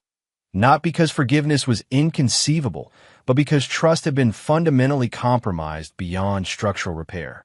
"I wrote back," Lena continued, surprising both her father and brother. "Not with forgiveness. I'm not there, might never be, but with acknowledgement that I received her letter, that I understand she believes she's changed." Dom studied his daughter with quiet pride. Her capacity to engage with complexity while maintaining clear boundaries reflected maturity beyond her years. "That was your choice to make," he said simply, "as is whatever comes next." The conversation shifted to other topics as they continued their hike, but Dom recognized its significance in the longer arc of healing. Both children had developed the capacity to engage with their mother's legacy not from positions of trauma response, but from centered self-awareness. Exactly the outcome he had worked toward through years of careful support. Later that evening, as they gathered on the deck overlooking the Pacific, Dom shared information he had been considering for several weeks. "I've been approached about a position with an international accountability organization," he explained, "coordinating security for investigators who document corporate and governmental abuses in developing regions." "Sounds dangerous," Maddox observed, immediately identifying the operational implications. "Calculated risk," Dom acknowledged, "but meaningful work." "You're asking our permission?" Lena's perception, as always, cut straight to underlying dynamics. "Not permission," Dom clarified, "but your perspectives matter. This would involve significant international travel, extended periods away from home, a meaningful change to our established patterns." What remained unspoken but understood was that Dom had structured his entire life around availability to his children for the past 7 years. Every decision, from security protocols to business development, had been filtered through the primary objective of providing stability and protection. This potential change represented not just professional evolution, but a fundamental shift in family dynamics. "We're not kids anymore, Dad," Maddox pointed out with practical directness. "We have our own lives, our own security protocols. You deserve the same." "I think you should do it," Lena added. "You've always been most fulfilled when protecting those who need it. That's who you are." Dom absorbed their perspectives with the careful consideration he applied to all strategic information. What they were offering wasn't just approval for a career move, but release from the hyper-focused protective role that had defined his identity since discovering Vivian's betrayal. The recognition both humbled and liberated him. The conversation evolved into practical planning, communication protocols during international deployments, security measures for the Oregon property during extended absences, contingency procedures for various scenarios. The familiar territory of tactical preparation provided comfortable framework for what was essentially an emotional transition. Dom stepping fully into his own life again, while the children continued establishing theirs. 2 months later, as Dom prepared for his first extended international assignment with the Accountability Organization, he received information that brought the Palmer chapter full circle. Through his still-maintained intelligence network, he learned that Vivian had been diagnosed with aggressive cancer, her prognosis measured in months rather than years. The news presented a final decision point regarding the Palmer legacy. Dom's immediate tactical assessment identified multiple approaches, from completely shielding the children from this information to facilitating direct contact before opportunity was lost. His evolved understanding of his role, however, led him to the only appropriate response: providing the information without directive or manipulation. He shared the news with both children through individual conversations, tailored to their communication preferences. Maddox, away at Stanford, received a direct video call with the medical details presented clearly. Lena, between research voyages at Scripps, received the same information with additional context about treatment options being pursued. Neither responded with immediate decisions about contact, exactly as Dom had expected. Each would process the information according to their own internal frameworks, reaching conclusions authentic to their individual relationships with their mother rather than influenced by external expectations. Dom's own response to Vivian's illness surprised him with its clarity. The tactical operator who had systematically dismantled the Palmer empire felt neither satisfaction nor pity. The husband who had once loved her experienced neither vindication nor grief. What remained was simply acknowledgement of a complex human who had made destructive choices with far-reaching consequences, now facing the most fundamental consequence of all. 3 weeks before Dom's scheduled departure for his international assignment, Lena called with her decision.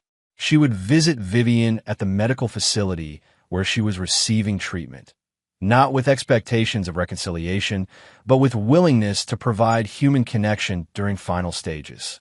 Maddox, maintaining his position of complete separation, supported his sister's choice while declining to participate himself. Dom, recognizing the significance of Lena's decision, offered to accompany her, not to influence the interaction, but to provide support before and after. His daughter's response reflected her growth into adult independence. "I need to do this myself," she explained. "Not as a Palmer, not as your daughter, but as myself. As Lena Rossano, making my own choice about closure." When Lena returned from the visit, she shared only what she felt necessary: that Vivian was indeed failing rapidly, that their conversation had been brief but substantive, that no dramatic reconciliation had occurred, but mutual acknowledgement had been possible.